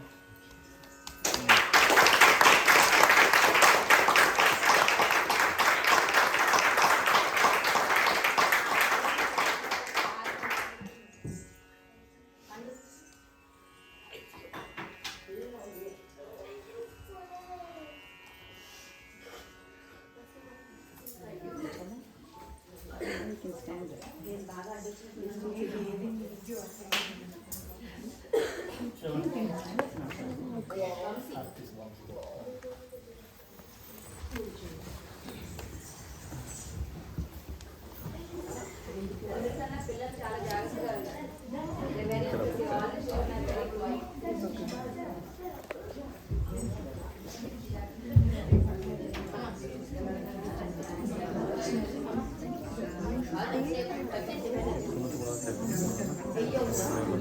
Hello everyone.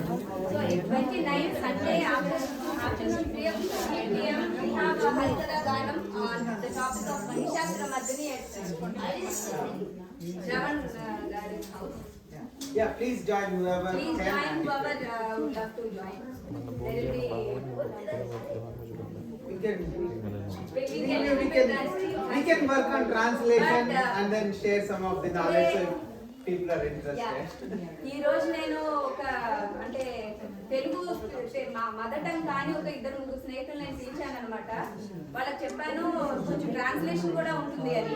కానీ ఆయన నాతో ఒక మాట అన్నారు, లాంగ్వేజ్ ప్రాబ్లం ఏం లేదు ప్రశాంతి, జ్ఞానం ఆత్మకు అర్థం అవుతుంది అని. Thank you.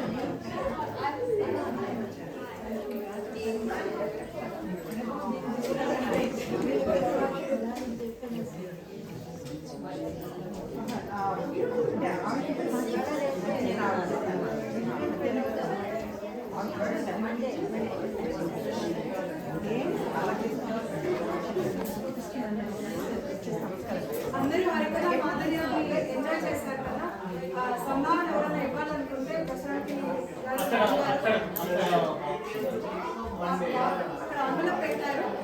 మీకు మీ సంభావన ఎలా ఇవ్వాలనుకుంటారో cash is preferred.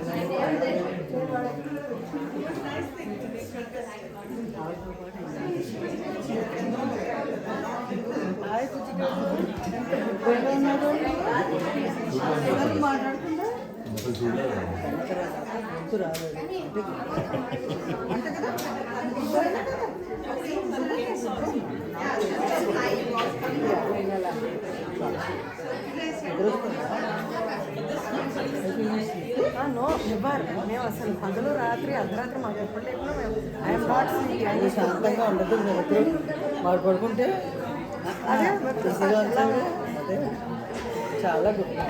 I want to play. Bless చేస్తాను. ఏంటంటే సౌండ్ పార్టీ అవ్వండి. సౌండ్ పార్టీ అదే సౌండ్ పార్టీ సౌండ్ పార్టీ అవ్వండి. ఇంపించలేడు వెనకాల మీకు వినిపిస్తుందా? ఈసారి మీ దగ్గర అమ్మ మీరు వాడిని తీసుకొస్తున్నారు. ఎనీథింగ్ వాడు డాన్స్ అందరితో డాన్సింగ్ చేస్తున్నారు వాళ్ళిద్దరు. శివ అయితే ఇంకా రఘుతో డాన్స్ గాలి గల తీరుతుండే. రఘుని ఇప్పుడు చూసాక ఓకే అమ్మాయి పర్లేదు పెద్ద అయితే అలా శాంతిపూర్లు అవుతారని చెప్పి కొంచెం పోనీ అంటే చాలే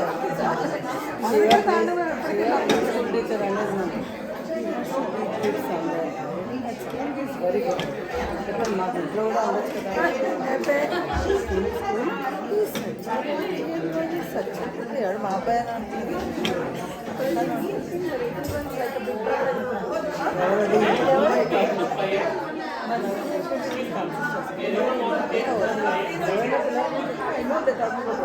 శివ అంతా సో పర్వాలేదు.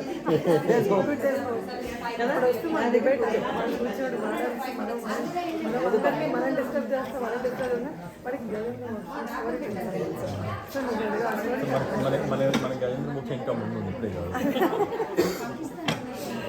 టు అండర్స్టాండ్ ఫుల్ ఇంకా అదే నడుస్తుంది సంసారం.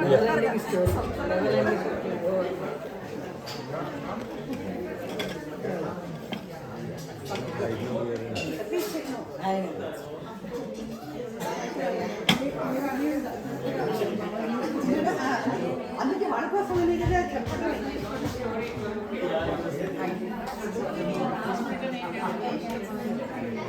అయ్యో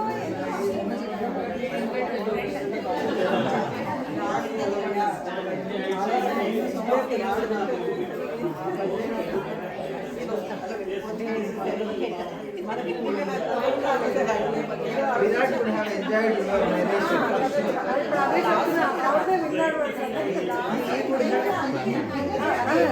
చాలా అంటే వాళ్ళు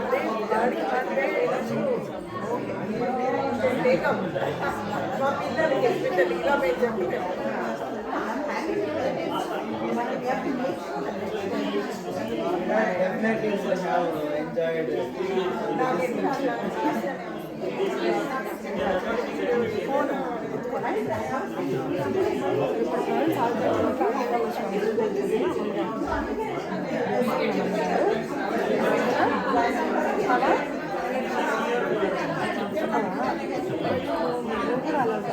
పాడాలి పక్కన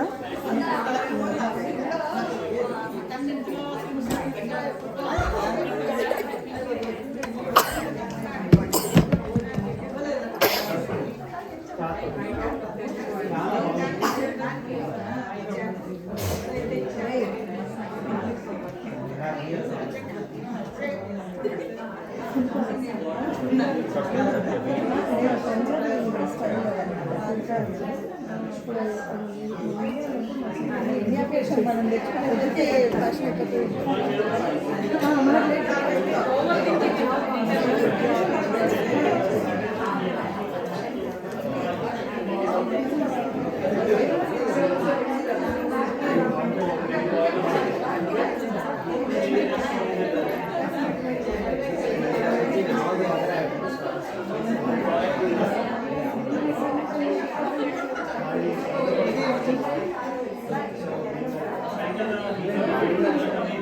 They also need catch up.